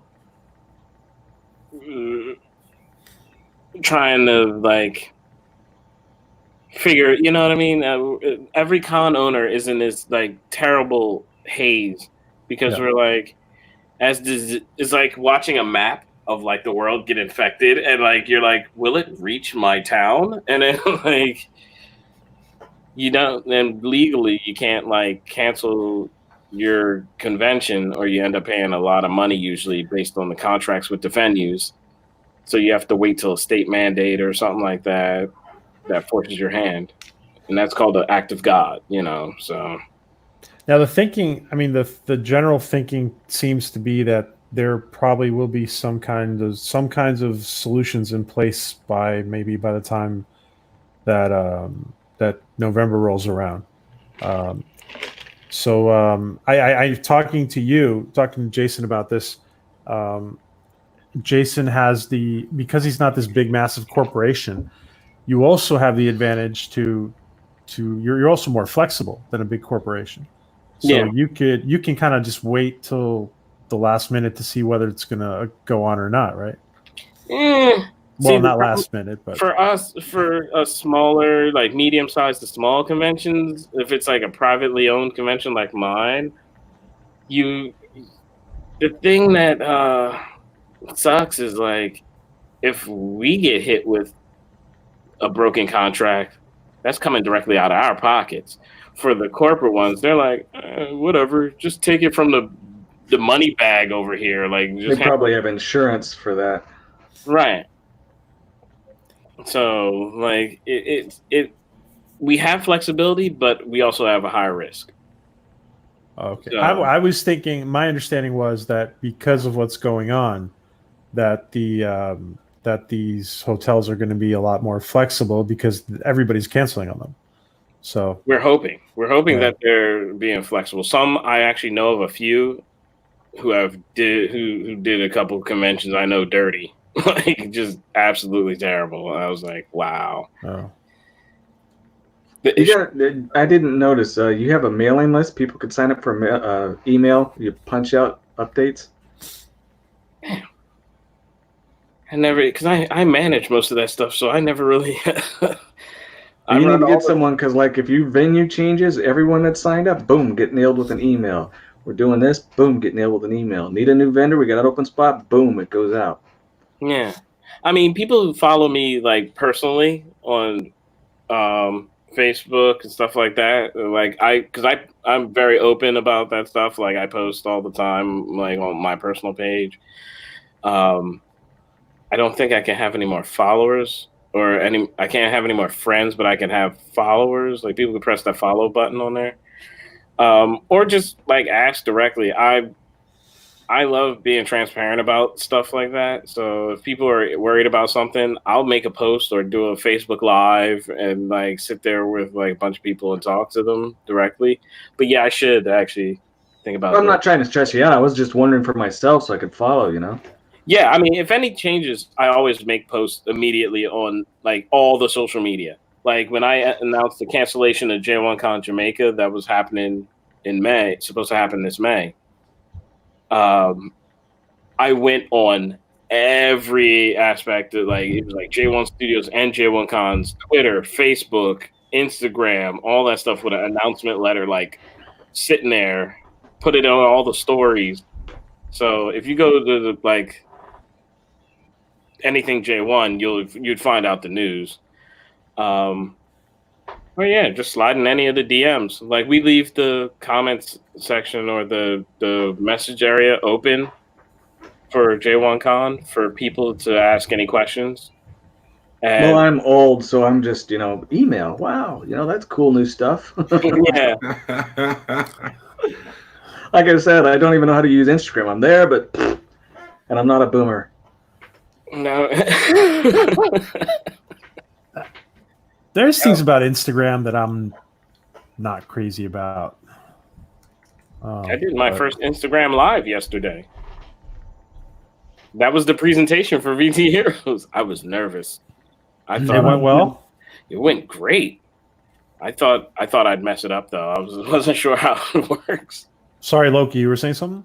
Oh, I was just gonna say I signed up. I think I signed up for Twitter in September or October. And that's one of the greatest tools I've got, man. I can talk to my audience. I can DM my audience. I can talk to my moderators. I can send out invites. I'm constantly on there all day, retweeting, hearting, talking, responding, messaging. It's one of the best networking tools for me at my disposal has been Twitter. I don't care. People are like, "Oh, it's toxic. Twitter is toxic." Well, I don't care. Yeah, it is, but it's also semi entertaining. Oh yeah. On Twitter, you can get some good stuff to talk about in the morning on Twitter. It really is. Anybody who wants to follow, like anyone at this point, like you guys, if you follow me on anything, we have a Twitter, we have an Instagram, we have a Facebook. I don't know if you can follow back with a Facebook, but like with Twitter and Instagram, at least if you follow me, I'll follow you back, or I'll have my team is usually good on that too with the J1 Con Instagram stuff. Can you just put the J1 YouTube channel in the private chat, Jason? Because I can't find it. It should just be J1 Studios. I am getting something else though. I can do it because I subbed to him just a minute ago. So yeah, I can do it. Thanks, Loki. Yeah, no problem. Because I'm sending something else. There's a furniture store, and like a bunch of people started like copying my name and making like fake J1 accounts. And there's like a J1 Studios where it's like this dude playing like Minecraft. You're like, what? Yeah, that's the one I got. It's J1. It's like Minecraft. I was like, what? I think he paid for a boost too, so he could get seen first.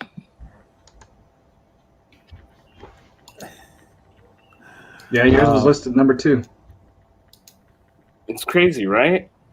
It was number 1 forever until like recently. And like I think you could pay for like all the SEO stuff and all that. I never use it. Anything you see how I got it, Loki. Okay. J1 Thanks. pops up on like in Google and all that stuff. That's literally from me posting online, spreading the good word, like just that's real movement. Yeah, man. Somebody told me to do that the other day. They were go to Google and look up Mornings of Mischief. I'm like, why? Just do it. And bam, there's all my thumbnails. And I was like, really? That's cool. I never expected that. Well, I got my thumbnails under my show name. Yeah, it's crazy. The magic of Google. Great guys. Listen, Jason, I want to thank you so much for joining us, and I want you to feel like this is your home to come and just give us updates on how everything is going. And I'm going to ask you to do that actually because I think everybody after what you announced today, I think everybody's going to be really, really eager to know whether J1 is going on or not. So you're gonna have to give us updates. Yeah, and I'm definitely gonna have to hit all the like news outlets, like you guys and all that stuff, like all the media outlets to just get the word out. Especially when I finally come up with like the proper ticket pricing and all that stuff. And VT Heroes updates and updates on the production of the Planetary Step fan film series. Yeah, with Eric. Pushing vendors. Vendor tables, $150 for the weekend. That's insane. And That's awesome. That's so cool. And it comes with 2 vendor badges. Great, that's fantastic. That's fantastic, guys. Everybody, only $150 for 3 nights, right? Yeah, well, Friday night is usually for the vendors to set up and do all their stuff. That way, people don't have to take off an extra day for work just to work the Friday. Yeah. You know what I'm saying? Like, I did that to kind of think about people who have like 9 to 5s. So the con itself will always be like Saturday, Sunday. But there's a few things you said. There's a few things going on Friday night too. Yeah. So like Friday night is like the prom. So a lot of vendors will set up during the day or evening, and then at like 8 o'clock is when the prom starts. It's just like a dance party, and everybody just goes in and jams out and dances, has a good time, and then gets ready to start the convention weekend. Awesome. Well, Jason, thank you again. Thank you to Adega, author Dr. Adega Outlaw, who has joined us. Everybody, please follow Adega and get his book. We're gonna link all that up in the video. And I want to say thank you again to our friend Loki, who has got an awesome, amazing channel in the show in the mornings on mornings of Mischief with Loki. And just really quick, Loki, you're doing evening streams too? Every once in a while, some game stuff, some video game stuff. It's I'll guest on someone's channel. Mainly, it's still just Monday through Friday, 8 a.m., 9 p.m. Eastern, or 9 a.m. Eastern. And Jason, dude, I got some pretty hardcore tabletop players that would love to see BT Heroes, dude. If you ever want to come on in the morning, dude, you're always welcome to come on and hang out for an hour and talk about BT Heroes. That's about how long the show runs. So yeah. No, that's. I know Mark would be geeking. Mark definitely tired, man. He's always showing up his game boards, dude. He's got a whole room of nothing but bookshelves with games in them, dude. And I know he would love to see that. They game every weekend over there with him, and it's absolutely nuts. So I would love to have you on one morning, man. Yeah, definitely. Jason, the one of the best things you can do is just do the rounds on YouTube to get the word out.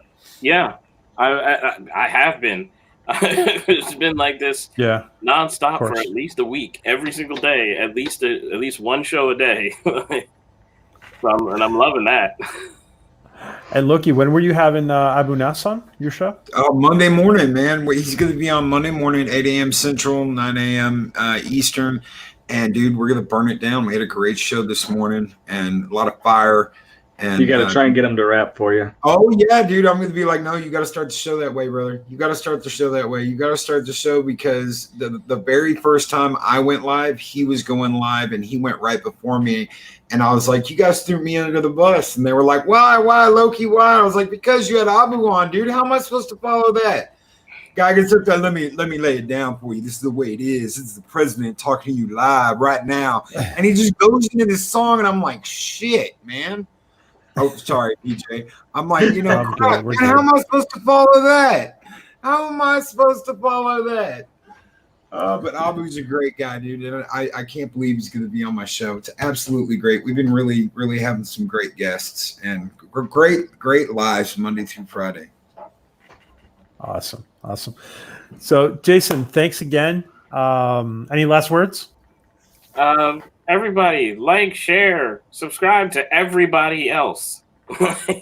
Share the love, share the power. Let's all grow together. Yes, let's all grow together. And again, thank you to Eric for coming on and check out the Planetary Step pilot for the Orville fan film series, which Jason Richardson is directing. So Thank you all again. Good night to Mando, to Louise, to Fortian, to Trey, to everybody who's been in here. Thanks, guys. Thanks for joining us, and everybody have a great night. Stay safe, and hopefully all this pandemic stuff is going to be behind us very soon, God willing, and we're going to get back to being normal and just being a better people for having gone through this, and being a better society for having gone through this. So many blessings to everybody. Have a great night. Bye, guys. Later. Later. Thank you, Jason.